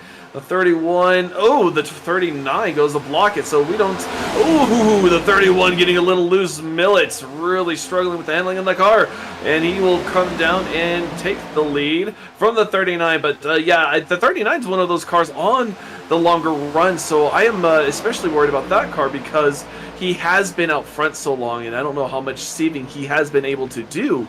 So I think the 39 is definitely going to be one of the forerunners, along with the 31. Those both have longer runs on these fuel tanks. Well, now Tucker able to save a little bit of fuel behind Millet. Will he? Who knows? But Millet just left his teammate Alfie Sharon Jr. to dry. That's going to be a very important move to look back on, I think, if this race goes green. I could separate those two and change who's got what numbers where, as this lead pack is splitting up big time.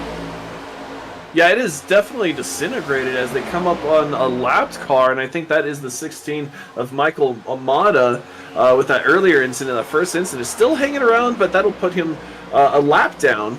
But yeah, it looks like this front pack is just kind of disintegrated, and maybe some fuel runs, maybe some pit strategy, but definitely something's going on. I think we have 3 separate packs, and that's at the front, and then everyone else. So we're about to see some green flag stops. That we are, and this field already spread out is only going to spread out even more. We could see some single car groups after the pit stops. And that is a recipe for disaster. If you were caught out by yourself, even if it's just a tandem draft, those two cars together are so much faster than a single car. You do not want to be caught out. And then again, don't get caught speeding, entering or exiting. Don't go through too many pit boxes. We've seen that a handful of times today. So there's going to be a lot on the line, especially for these championship drivers during this next round of stops. And this is going to be a straight up 2-stop from here if this goes green. They've got to pit here in the next few laps, and then they're going to have to pit again. It's going to be about a 30-lap run from there. So this is a straight-up 2-stop race at the moment, as you see the main 3 packs on your screen down the Alabama Gang Super Stretch. Question is, when do they pit? When do they make that hard left turn to pit lane? It's going to have to happen soon. They keep going for now. And on top of that, are you pitting with a teammate or are you pitting with someone in your pack right now? There's so many things that you're going through the driver's mind is how do you pit? How much fuel do you take? Are we taking 2 tires? Are we not taking tires? Who am I pitting with? But right now the 99, Sharon Jr. just gets shuffled further and further on back. He's going to go to the tail end of this second pack, as it were, and he may have a struggle keeping up with that draft. Already down to 4/10 back of William Henderson, trying to hang on board of the mirror. We're at 26 laps now for those leaders of Millett and Tucker. Granted, there was a caution in there. They've been able to save a little bit. They've been drafting. Alfie Sharon Jr. on the same strategy, 26 laps, now 27. I am hearing chatter amongst the leaders here, Andrew. They are talking about 2 more laps before they are out of fuel. So here in the next couple laps, definitely the 31 and the 39, possibly the 99 as well. Alfie Sharon Jr. is just trying to hang on to the draft to Henderson. That lead pack is going to come together once more. Rainwater has run down Wiles. But Alfie Sharon Jr., I think, is going to be left in the dust. Yeah, he definitely lost that lead pack draft, and it's going to be a struggle for him to pit with his teammates and his buddies because he's going to be so much further back, seconds and seconds behind when they make their stops. It's going to make it very, very difficult for the 99 to stay in a draft, or at least draft with his teammates. He does have that pack behind him, but that may not help much. But right now, this is where the focus is for us. The 31 and the 39 talking. There it is, the 39 pitting right Caution. now. I think we're going to see... Oh, no way! Kevin West, Daniel Half, problems in the back.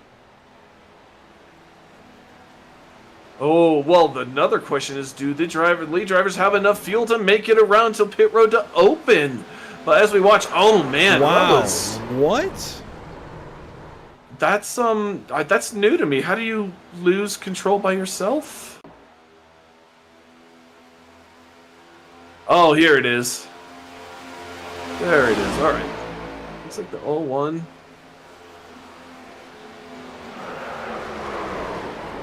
I feel like Half had it gathered up, and I'm not really sure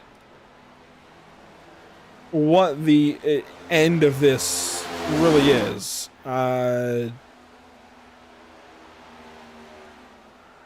Maybe he was still wrestling with the race car, but I feel like he would have had it gathered up.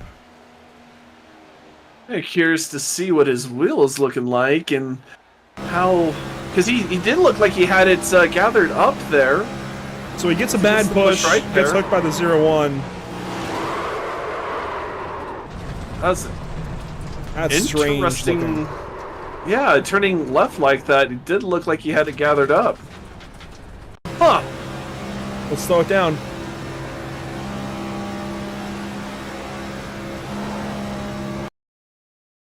Turn left big time. Kept turning left. At the very last second, turn back to the right. I don't know. It's been a night of really odd and questionable wrecks tonight, Andrew. Yeah, I don't know if I like the look of that from Daniel Half. That doesn't look very good, but we've got pit stops here, and these are going to be important. This will leave these drivers with one pit stop left to make unless they can save enough fuel to stretch an extra 5 laps or so from even what we were expecting if they saved. So this is going to be a long, long run if they can somehow do it. This is likely going to be a 1 pit stop race from here, though. If they have a caution, they may be able to do it, but I don't see them being able to do it without a caution. Well, they have this caution here. It's 30 to go now as they cross the stripe. And this will enable them to stretch it out to probably 24 with a caution, 25 maybe, 26 even. If they save, if they go full NASCAR style and save at 3/4, half throttle, who knows? That's a tough call. That is a very tough call. I wish we could dial up Kevin West, though, and hear from him, his perspective on what just happened there out of turn 4, because that was a strange crash for sure.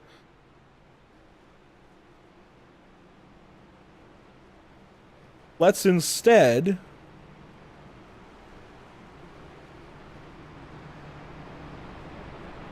let's see if we can get a hold of Sean Bounty here. And we'll bring in Sean Bounty, somebody who is fighting very much heavily with this field. And it looks like, Sean, are you headed back or just letting the 31 go by? Yeah, 31 beat me off pit road. I just had a lot of momentum there. I got a little concerned. We've seen some pit penalties already this evening. I thought maybe you're headed to the back just as we were coming to talk to you. But how's the car feel so far? How are the runs out there? Car feels amazing. I don't know what's going on in this race. The runs are everywhere. The cars feel pretty stable, but side drafts is pretty aggressive. 2-3 right. I think a lot of guys are really afraid to get stuck having somebody go to their outside and then pull them away from the lead pack. So it kind of creates a lot of desperation, and it causes, you know, if you have a run, you take it. You can't just like fall back and just tag along in line. So it's creating more desperation, which is causing more of the problem that everybody's afraid to have.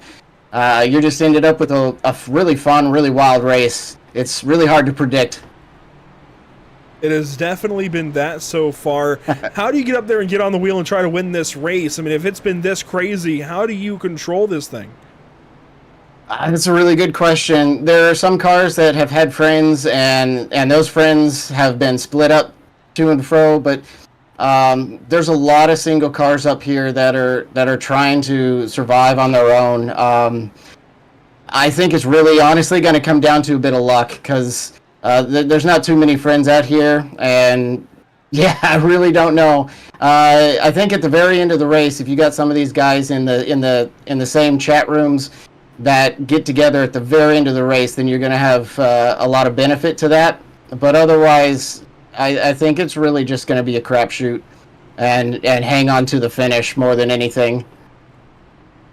Does the 31 leading all these laps almost feel Austin Hill style, where he just is able to control this race even though you guys are all trying to beat him? I really haven't paid too much attention to it. I know, give or take, some guys have gone out and led a lot of laps, and sometimes you're just like, you know, you take a breath and let them run some laps. Sometimes you're just letting them run the fuel out, and you want to save a little bit more fuel. Most of the time, under caution, I'd gain 1 or 2 spots because I'm saving fuel back here. But yeah, I don't know. Yeah, there's between Tucker throwing a lot of blocks, he's driving in his mirror, and Zillett just doing what he does. It's just going to be tough. Last question: do you think you can stretch this fuel out to go to the end, or do you think you'll have to make a stop? If I'm running up front, definitely not. If I start getting put in the back of the field, I might consider it, but it's going to have to happen quick if I want to try to do a run. Well, best of luck here. Thanks for your time. Thank you. That's Sean Bounty, driver of the 34 car, second place for this restart. Here we go into the Geico restart zone. A long line of cars on the inside. Zach Millett, the race leader. We are back green inside of 30 to go at Talladega.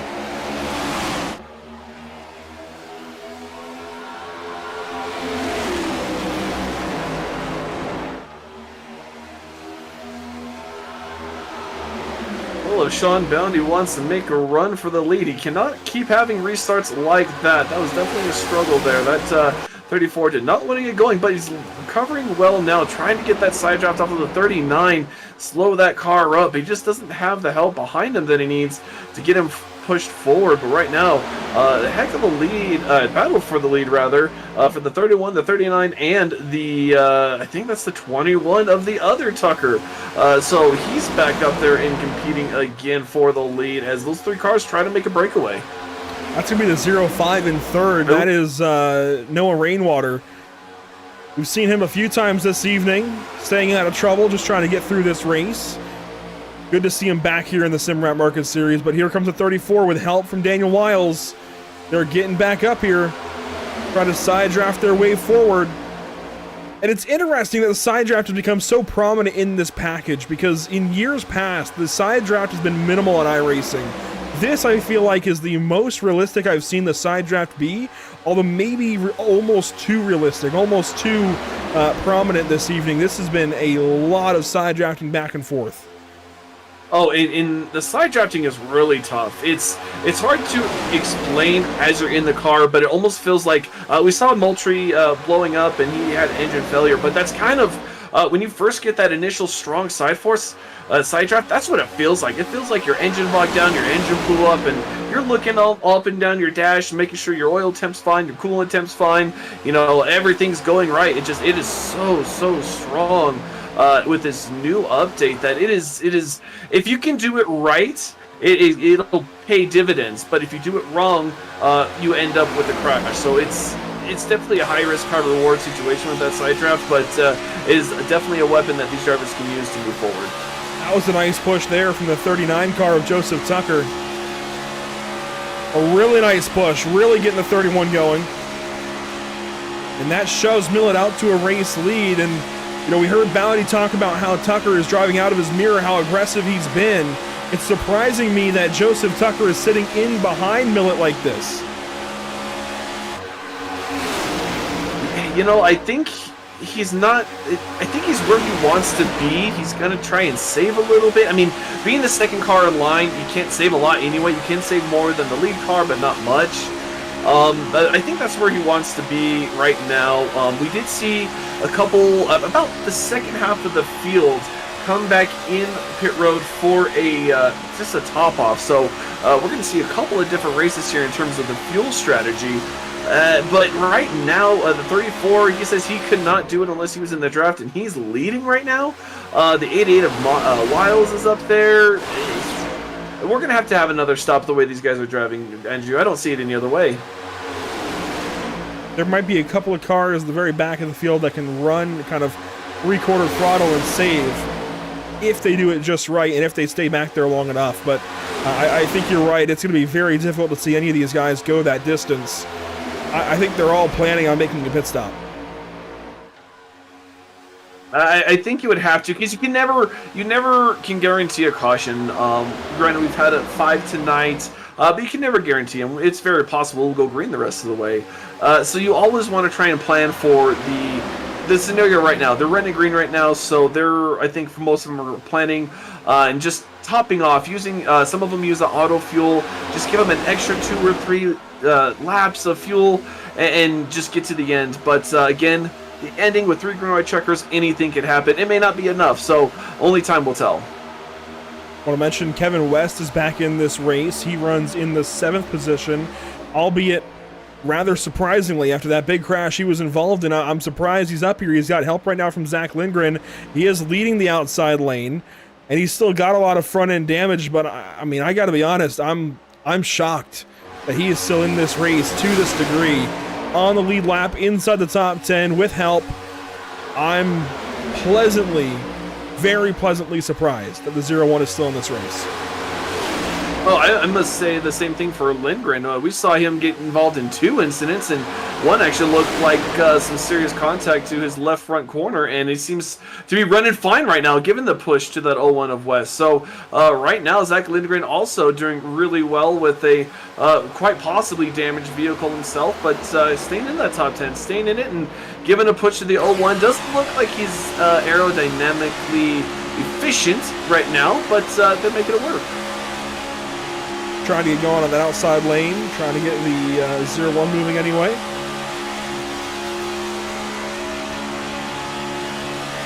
Out front, it's all Daniel Wiles over Sean Boundy and Zach Millett, your top 3. Then Joseph Tucker, Noah Rainwater, your top 5.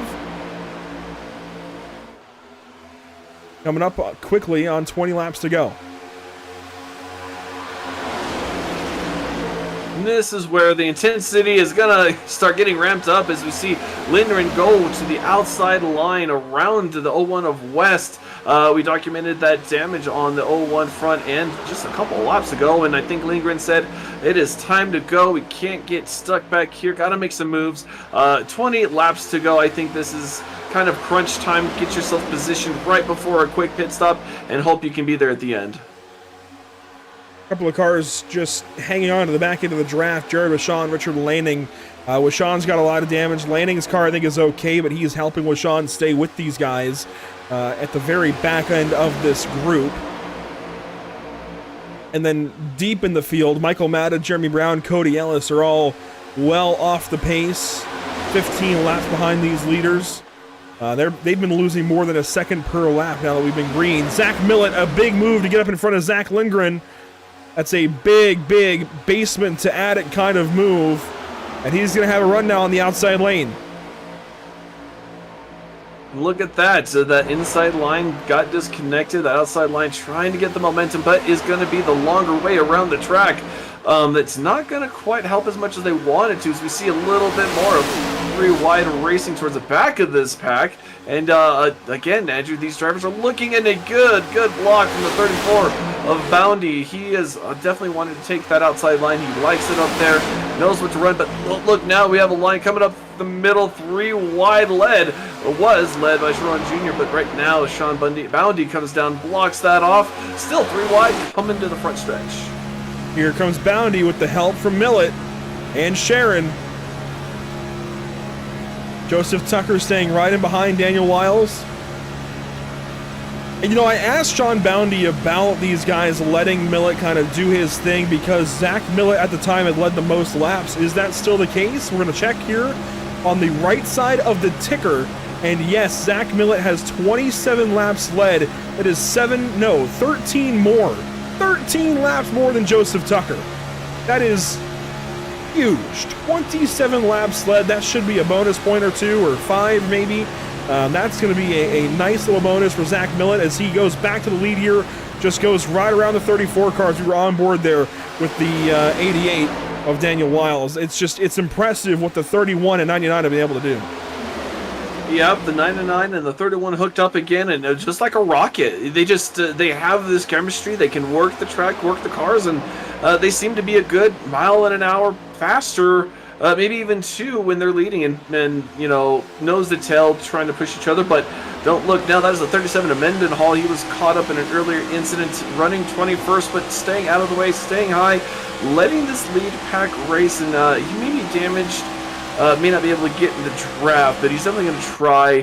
Which, I mean, he's on the track. He paid to be here. He definitely is going to try and keep going. But right now, the 99 getting a little sideways. Just trying to get some air on that nose. You don't want to repeat of Moultrie. You don't want to blow that engine. Definitely trying to keep air on that nose and cool it down. But that's going to allow the second line to get caught up and maybe make a run with Boundy at the front. It's looking a lot like a Zach Millett kind of day here at Talladega. I don't know how he's managing this, but he pulls up and catches Daniel Wiles. Wiles actually moves to the outside and is going to bring Joseph Tucker along with. Here comes the 88 to the lead at almost at Daytona, at Talladega. Oh, it's so easy. You get so excited here. But yeah, that's a huge, not did he just take him to the lead, he pushed him to the front. Just absolute shove on that outside line and is able to make it worth with Boundy behind them. And then that's the 20 of Terrell. We haven't called his name hardly at all, but sits there in 4th place with that 20 machine. Sometimes it's the way you want to do it. Not get called out at all by the broadcast. Just kind of sneakily work your way into the field and into the front of this race. There goes Joseph Tucker down low to get in front of Dalton Tucker. The 2 Tuckers now going to control the bottom lane of the racetrack. Daniel Wiles and Sean Boundy up top along with Colin Terrell.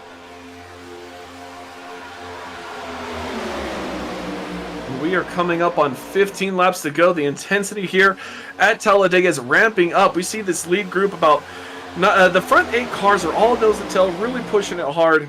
But it looks like some of the cars behind them are just maybe saving fuel, wanting to, or feeling that something's going to happen and wanting to have that extra room just in case to avoid it. But the front runners right now are not taking their time. They're trying to get to the front, trying to lead as many laps as they can. But right now, Joseph Tucker leading more laps. That's going to help him see if he can't take that crown for most laps led. He has a long way to go, but he can do it. Yeah, Joseph Tucker, the only other driver that can go for most laps led tonight. If he stays out front the rest of the way, he can still do it. But he's going to have to block like Dale Earnhardt Jr. He's just going to have the Pied Piper flowing through his veins. He's been practicing it all night. Andrew, you said Sean Bounty's interview mentioned he's probably driving out of his mirror a lot. He's had the practice. He has the weapons in his hands. He has his arsenal. He just needs to go out and really just execute. Coming up on 14 laps to go. We're at the end. He just needs to hold on to it. But right there, ooh. It looked like the other Tucker wanted to try and make a move, but not just yet. Right now we're seeing some games being played as they go through the tri-oval right now. And so we continue on now to lap 81 of 94. Pit stops looming for these guys. Their lap times, they have fallen off a little bit. They're running 49.3s as opposed to 49.0s that we've seen, and even 48.9s. So they are about 0.3 off. Could they be starting to save? I don't think it would benefit anyone, because if you weren't saving up to this point, I don't think you're going to make it. If you're going to save, if that was your strategy, you probably should have started doing that. But I think these front runners, they know their fuel number, they're going to run, they're going to lead laps, and then probably pit. I don't see it working out any other way, even though if they're trying to save. I just don't see 2 or 3 tenths of lap being enough right now.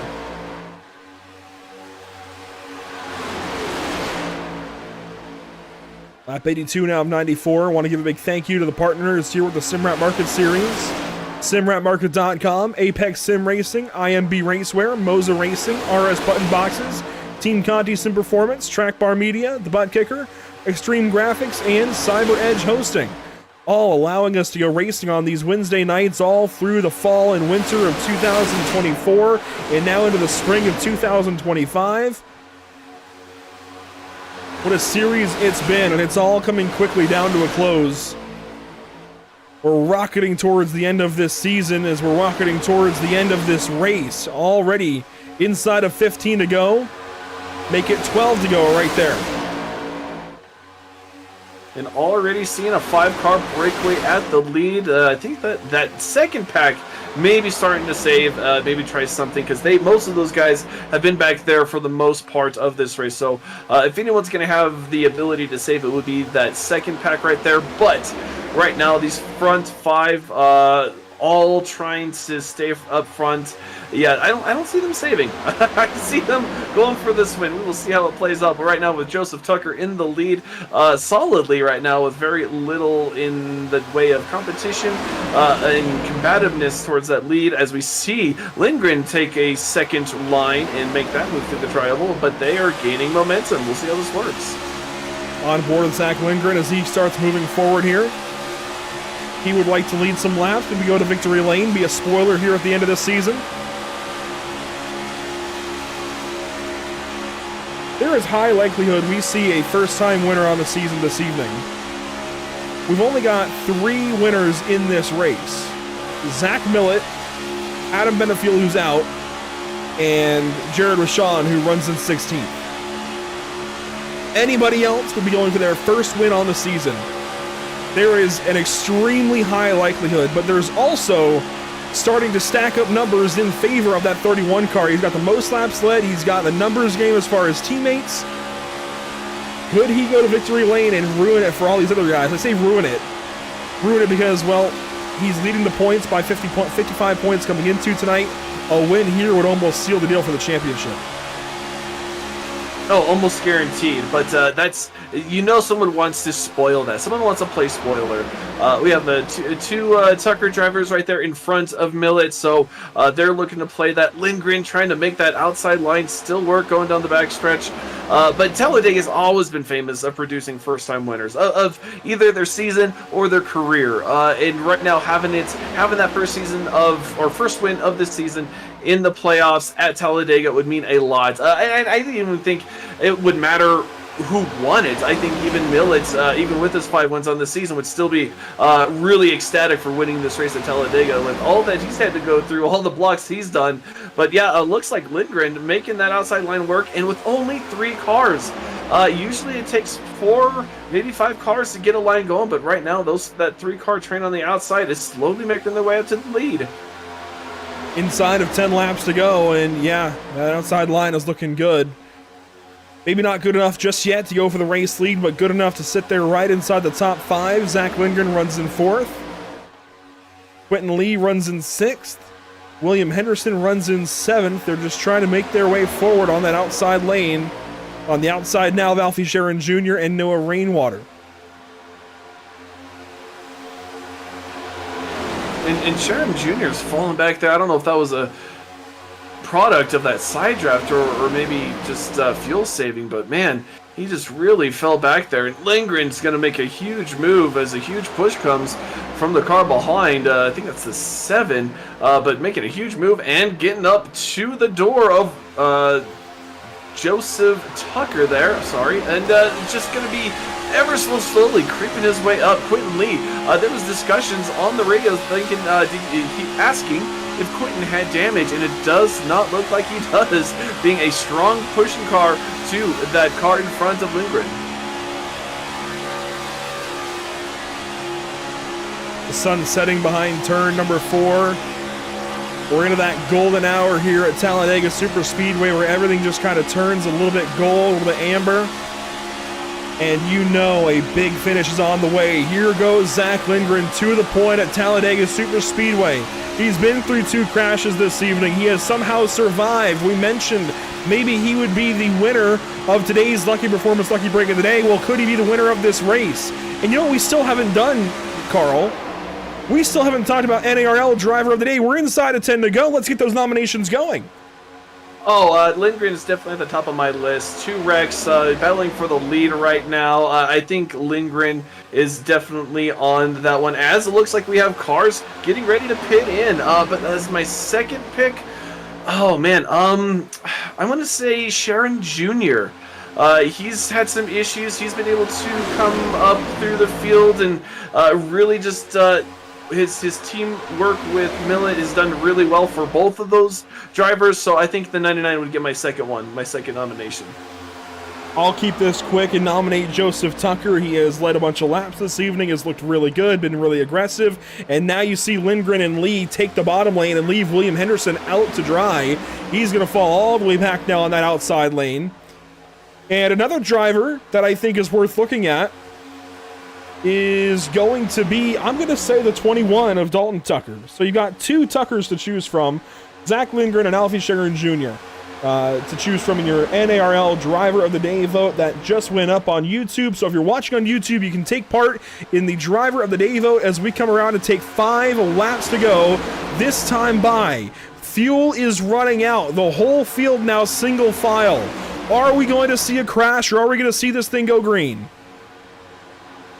We have the 05 and Noah Rainwater pitting other drivers you see coming off of pit road after making their stops. This lead pack is on lap 25. Oh, that's the leader, Zach Lindgren, pitting in. We are going to see some splash and go. These drivers not confident they can make it. We are about to see some green flags, stop and go, splash and go pit stops. This is going to get exciting.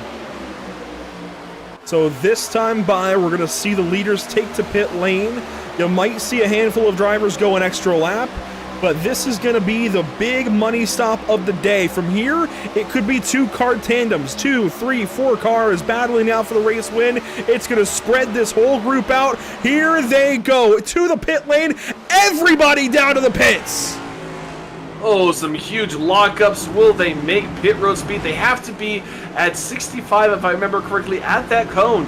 And if they are not, they definitely get nailed for speeding. You don't want that to happen now. Lindgren with a very good path onto pit road, staying to the outside, being able to really arc and maximize his route there as we see everyone else pile into their pit boxes as they get their fuel, a couple of gallons, and they are off and back to the races. What a pit stop cycle there. I've never seen anything like this in my life at Talladega. A quick splash and go to the end? I've never seen it, and that was perfectly orchestrated by everybody in the field. But here is Quentin Lee now out ahead of Zach Lindgren, who was able to leapfrog the 85. He was sitting in behind, drafting most of that run. I think he might have taken less fuel. Oh, definitely. And that's the thing is you can save fuel for the race, but sometimes you're saving fuel so you don't have to take that extra half a second. And right now with Quentin Lee, we see in that 2 car, he was able to get less fuel in there, get off on the track quicker. And there is the battle for the lead right there with those 4 cars. And we see some lap cars trying to make a little bit of a spoiler, but they're going to go around them, no big deal. And we are strung out. We have a full-on race to the end. We're coming up on 3 laps to go here tonight, and it is going to be one for the ages as they cross the start-finish line. 3 laps to go. Dalton Tucker moves to the inside of Zach Lindgren, so the 85 that was parading around in the race lead now gets left. He'll fall back to 4th. Zach Millett will pick him up. Matt Cherry on the inside of Noah Rainwater and Sean Boundy. And we are in full-on sunset here at Talladega. There are no lights. We're going to be cutting this one close. We'll have just enough fireworks at the end here so everyone can see. These lap cars definitely making it precarious for these lead lap drivers to make moves. And there's goes Joseph Tucker to the outside with Lindgren and Millet. He's going to make a run. Quentin tries to block it. Huge bump from the 39, but Quentin keeps it straight, but doesn't look like the 39's done. Oh, a huge contact too behind him. Looks like that was the 05, maybe the 34, sorry, of Sean Bundy to the 21 of another Tucker. That is some heavy damage. I don't know if that's going to be good for either of those cars. 2 laps to go here at Talladega. Here comes Zach Lindgren on the outside with Dalton Tucker. He's going to have a run.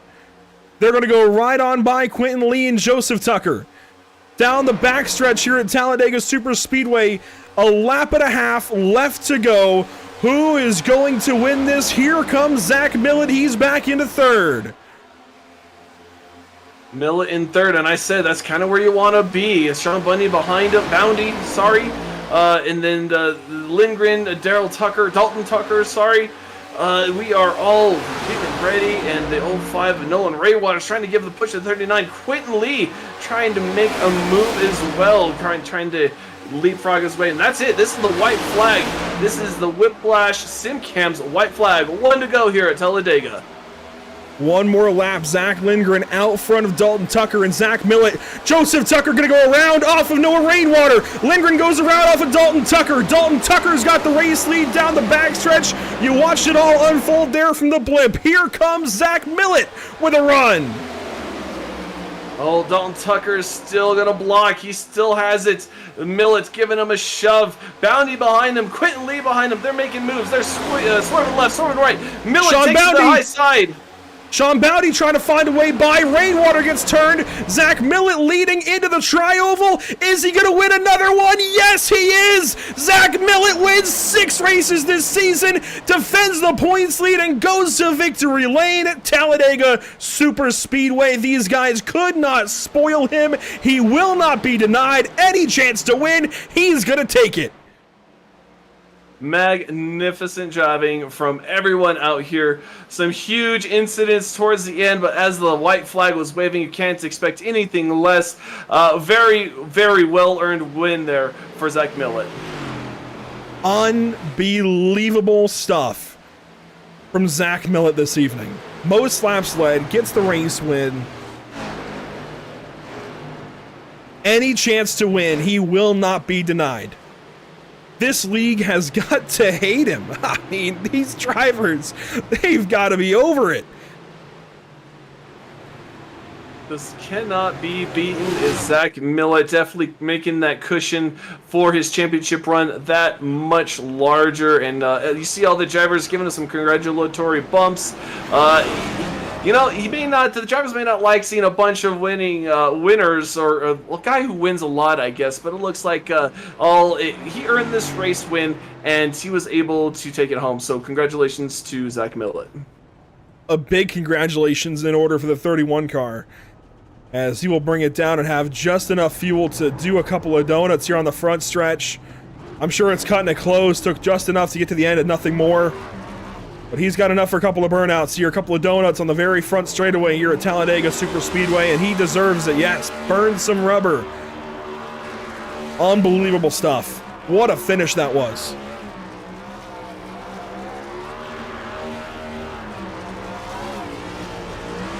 And there's a teammate in Alliance 99 there who helped him so much through this race. Whenever those two cars would get together, they were almost unstoppable. But he didn't need his teammate there, the 99, to get it done. He was able to outlast all the other drivers of Bounty and Quentin Lee there at the stripe and take that championship point cushion even further. So as he pucks there on the start-finish line, I can't wait. That's such a great shot there, Andrew. But I cannot wait to talk to him what was going through his mind those last couple of laps. It'll be fun to hear from Zach Millett this evening. A race win. Sean Bounty nearly had it. Quentin Lee nearly had it, but they just couldn't get it done. Let's take a look back on the replay there. Let's get back to it. Give me one moment to cue it up. This is just a little bit after it happened. We'll back this up out of turn 4. Watch this to the stripe. He's going to leave Dalton Tucker there out of turn 4. Nearly lost it. Sean Bounty nearly had something, but he got blocked by the 31. Lee went down low. Rainwater got crashed in the background. And Millett just blocked every line he needed to when he needed to.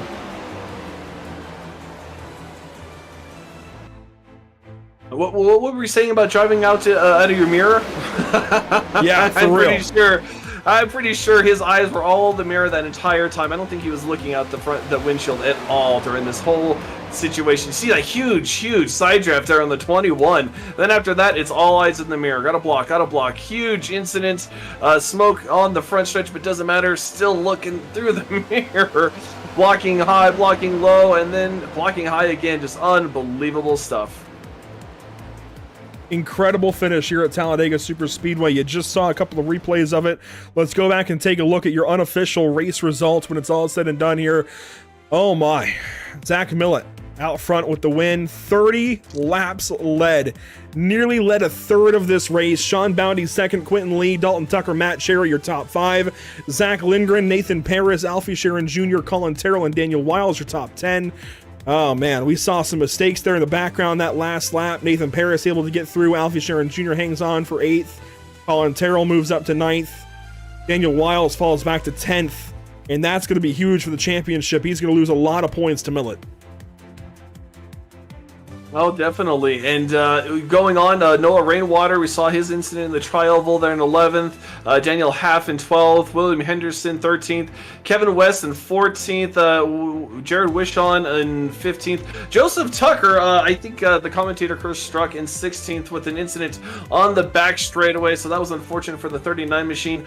Richard Lanning, Michael Mata in 17th and 18th. Jeremy Brown in 19th. And Mendenhall wrapping up the top 20.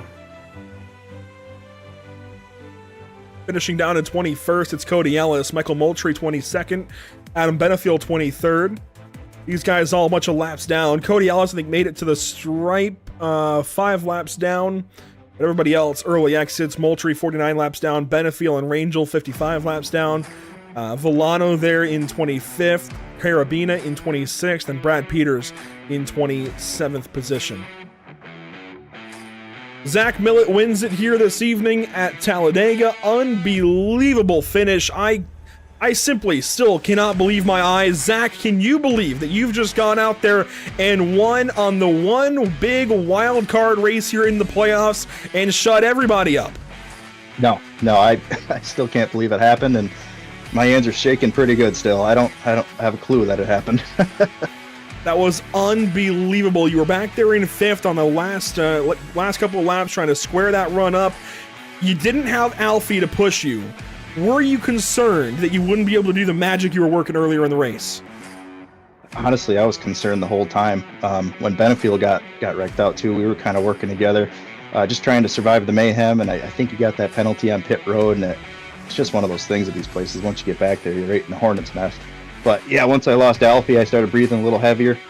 Man, what a run at the end there by Bounty. He was flying. I didn't know if I wanted to slide up and block it or what. I was holding my breath there, Andrew. Well, you're able to go to victory lane. You properly now have that 50-point cushion after winning the regular season title. This has got to feel otherworldly for you to go out there and go to victory lane tonight and just add to that cushion that was already so big. Benefiel out of the race early. He's going to finish, 24th? Wiles down in 10th. This is going to be huge for you and your point total. How do you feel for Sonoma next week? I can't wait to turn right, man. I just can't wait. I've been looking forward to that one probably more than any track on the entire schedule. It's these type of places that I really dread, So coming out of here with a W, it's unworldly. It's unreal. Otherworldly for Zach Millett. Well, congratulations. It's always good to talk to you, Zach. I don't know how you do it, but you just keep winning these races. 6 now on this season. Incredible stuff. Congratulations. Andrew, I got to thank you and Carl at Pit Stop TV. You guys do an awesome job. Whiplash, SimCams, INB Racewear, Team Conti Sim Performance, The Butt Kicker, Extreme Graphics, Trackbar Media, RS Button Boxes, Apex Sim Racing, That S4 Guy on Twitch. All the viewers, man. Big thanks to all the viewers out there. On your side and mine, it was a blast. What a night. What a night for Zach Millett. Congratulations once again. Hopefully we're talking to you soon. Thanks, man. Want to mention in between interviews here that it is in fact the 39 car of Joseph Tucker that is today's NARL driver of the day. So while he finishes down in 16th position after a crash there on the backstretch, he will be today's driver of the day. I think that's deserving. We talked about him all day long. He was always up front making big moves. I think that's a very well-deserved driver of the day nomination and vote for Joseph Tucker, but we will go down and get second place, and he's going to be all yours. It's Sean Bounty here, Carl. I cannot believe he came up short. Oh, I can't either. He had such a great run. But with that, Sean Bounty in the driver of the 34. We talked to you earlier. The 39 was driving out of his mirror. Do you think the 31 was driving out of his with you filling up that mirror of his? We're coming to the end of the race. You have to. And with the speed we had, if he didn't come up and get in front of me, and that was a great move at a great time. If I was going any faster, it might have been a little bit more difficult because I think the car behind me was hooked to my bumper. The 2 car that was. But yeah, we're coming into the race. He's got no momentum pushing the 21. And yeah, he's looking for a way to win. We're coming with momentum. That's his exit. And I'm just glad I hit him square. He moved a little bit up the track, and I thought maybe I got a hole right there in the middle, and was able to get back down in front of me. Saw that he was a little high and cleared me. And yeah, right now I'm kind of a lot of adrenaline's going on because that was a long, intense race, and I'm still kind of processing how that end finished. Oh, trust me, we were shouting up here in the booth. That was a great finish. But take me through those green flag stops at the end. You guys had like 5-6 laps left. You guys had a pack of a good 16 strong. You all got out without any incident. Take us through that. How much did you really need? And is there something you could have done on pit road maybe to get you out in front? I think we did the best that we could. I think everybody did.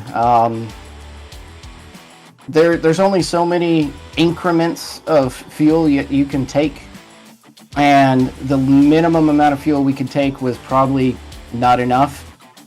So we took about 3.8 gallons, 5.5. We were debating that because we weren't sure if we were going to get a green, white, checkered, and if we did, we were going to need the 5.5. And there were several of us that were just kind of going back and forth of what should we take? Are we going to the finish, or are we going past the finish? And right at the end, with about a half a lap to go, everybody jumped to just enough to make it. And yeah, the whole front group pitted, and that was really impressive. We all spread out and made it on and off pit road. I don't know if anybody trailed off, but I know Dan kind of got messed up on pit exit. Sucks for him. He doesn't come in here very often, and he was having a really great run in the 32 car. And yeah, it's just we all fell in line and came out of pit road, and I'm just sitting there the whole time going, how did we all make it? 5-6 cars at a time, sure, but that whole pack, that was pretty cool. Oh man, we were asking the same thing. We were really surprised by everyone getting on and off pit road really easy. But next week, a little different. We have Sonoma. We got some right turns, left turns, some elevation changes. How are you feeling going into next week at Sonoma? I try to convince myself that I'm not much of a road racer, and I kind of surprised myself too many times to think that maybe now I've got a shot at a good finish. I really just enjoy doing something different every now and then. Going to a road race is a great change from the mundane of these oval tracks, and as challenging as they are with this group of guys. So I don't know if I've really tested myself against this caliber on a road race, but I'm just looking forward to it. Well, I can guarantee we are looking forward to that as well. We have 3 more races of the championship to go, and so I wish you luck and hope you have some luck anyway, and some good finish there next week at Sonoma. Appreciate it. Thank you guys so much. I'm definitely looking forward to going back and watching this race. Yes, sir. It was a fun one for sure. Sean Bounty, second place when it's all said and done, but Quentin Lee comes up third. We'll talk with driver number 2 here, who is able to go and come back after many weeks off, rejoin this field, and go out there and place third. Quentin, how in the world did you do it tonight? Oh, I'm really not sure. I'm me in the 85. I think there was 3 or 4 of us on the top line, and we just kept slowly picking our way forward. Then we had the pit stop where I jumped him, and then tried to pick the right blocks. Didn't do that. Got a little lucky, and then I was committed to the 34, and then 31 threw a massive block, so I figured I'd at least try and go for it. And you come up just short. If there was any one part that you could change of that last lap, what would it be? What would you change so that you could try and snake through and either get Sean or yourself to victory lane? Oh, probably just rather than trying to duck inside, just keep pushing him. If we wreck, we wreck. I mean, I'm just going for it. I don't want to wreck anybody, of course, but I mean, it's Talladega on the last lap. And of course, we were watching you a lot through this season. You were so close to making the playoffs at one point in time. You were in by a while and then missed a few races. Are we going to see you back for some of these races here at the end of the season? I hope so. Schedule just got really busy. Didn't end up having the time I needed to race, and then tonight I had a free night, so I'm like, well, I'll jump in. We'll try again. Well, hopefully we see more of that 2-car back on the racetrack, Quentin. Good to see you. Good to talk to you. Congratulations on a P3, and hopefully we're talking again soon. Thank you, and thank you guys for broadcasting and everything. It truly means a lot for the league, and we're just happy to see it. We're happy to have you. That's Quentin Lee, third place this evening in the Dale's Custom Diecast Chevrolet. A good night for car number 2. Even got a few laps led out there, and it's just a solid night all around. A really good race here at Talladega. We had some questionable moments, as we called out, but that's okay. I think every good race needs some of those to lighten things up and break things up. Carl, this was a really good race. Oh, Andrew, this was a fantastic race, and I really appreciate you reaching out and letting me help you tonight. I always do get the jitters and a little nervous tonight. I do enjoy the broadcast, a little rusty, but overall, this was such a great experience, great time with you and the drivers, the great racing. It was just a great night overall. So again, thank you for inviting me up here and let me call this race with you tonight. Did a fantastic job. Would have you back anytime. Did a really good job this evening, jumping in and learning all these names on the fly and learning all the point situations on the fly. Did a great job. But let's talk about what's upcoming for this series. Next up, it's Sonoma, then Kansas and California. Just a few races left to go here in the month of March. Time is running out. If you're gonna beat Zach Millett, you gotta start doing so now. He can still be put away for the championship, but boy, does he have a lead after tonight. That is going to be hard to beat these last few races. It's been a lot of fun, but we have to close this thing up. Let's take a look at what's upcoming for us at Pit Stop TV. This graphic a little bit altered from what it's supposed to be. It's supposed to show the Sim Auto Racing Association tomorrow night at Lanier Raceplex, or as it's now known, Caffeine and Octane Lanier Raceway. It was Linear Raceplex for a while. Before that, it was Linear National Speedway. It's gone through some name changes, but it's always been good here on iRacing, and we're going to see some super late models on track at Linear tomorrow night. Make sure to tune in for that one. That'll be the series season finale for the Sim Auto Racing Association Pierce Fleet Service Super Series. You'll definitely want to make that broadcast tomorrow night, Thursday, February 27th. Then we go to BRB Racing League action at Gateway on the next Tuesday, March 4th. There we go. Gonna be a lot of fun. That 1.25 mile speedway, we were just there here on the Simrat Market Series. Boy, does it put on some crazy racing in this next gen car. Carl, what do we have to look forward to? Oh man, we're gonna see some. I think we're going to see some wrecks, honestly. Worldwide Technology Raceway, it's very different. 1 and 2, tighter radius, but better banking. 3 and 4 is a wider radius, it's less banking. You're almost racing 2 tracks, and it's going to be tough trying to adjust every corner, every entry. I think it's going to be crazy because it is the start of the chase, and everyone's chasing out Mason Houseman. I know Stephen Borbell is at second spot. Isaiah Sutherland wants to be out there, but everything's reset. It's almost a new season, so these next 5 races starting off at Worldwide Technology Raceway are going to be exciting. You're not going to want to miss them. And of course, then we move on to Sonoma here in the Simrat Market Series on March 5th, and then the Team Clash for the Sim Auto Racing Association on March the 6th. Should be a lot of fun. And then from there, the following Thursday, we begin a new endeavor with the North American Racing League coming back after a while away.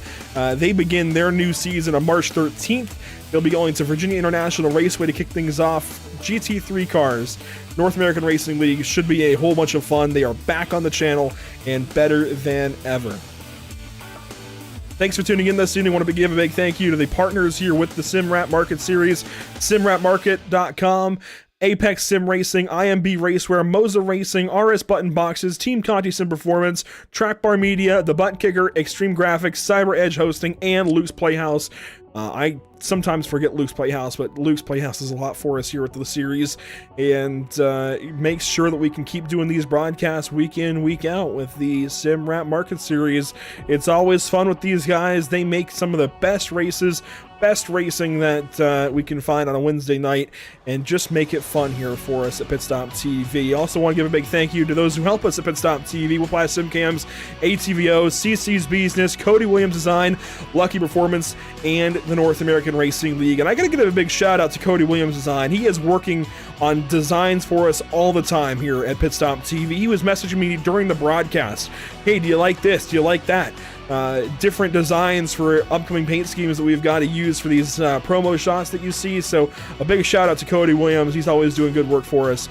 We appreciate what he does. And that'll do it for us this evening from Talladega Super Speedway. Thanks so much for joining us. It has been a pleasure as always, but we'll catch you next time here at Pit Stop TV, hopefully for the Sim Auto Racing Association series finale tomorrow night in the Pierce Fleet Service Super Series Super Late Models, Linear Raceway. What more could you ask for? We'll see you then.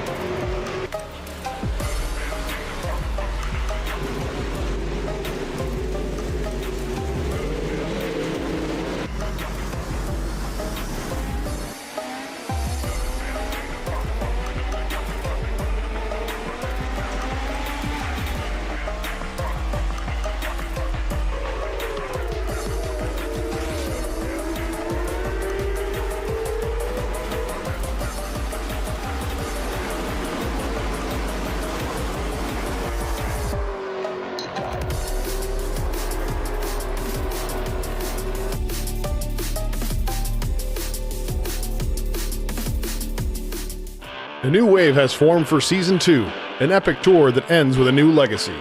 The OGs are back, ready to defend their legacy, while fresh meat joins the competition, eager to make their mark. Who is willing to battle door-to-door and conquer 2024? Buckle up, because the season of a lifetime is among us.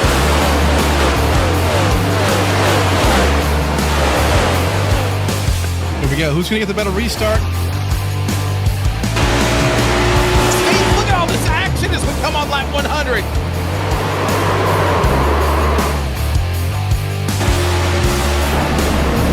First second. We're going to go around. This could be the big one.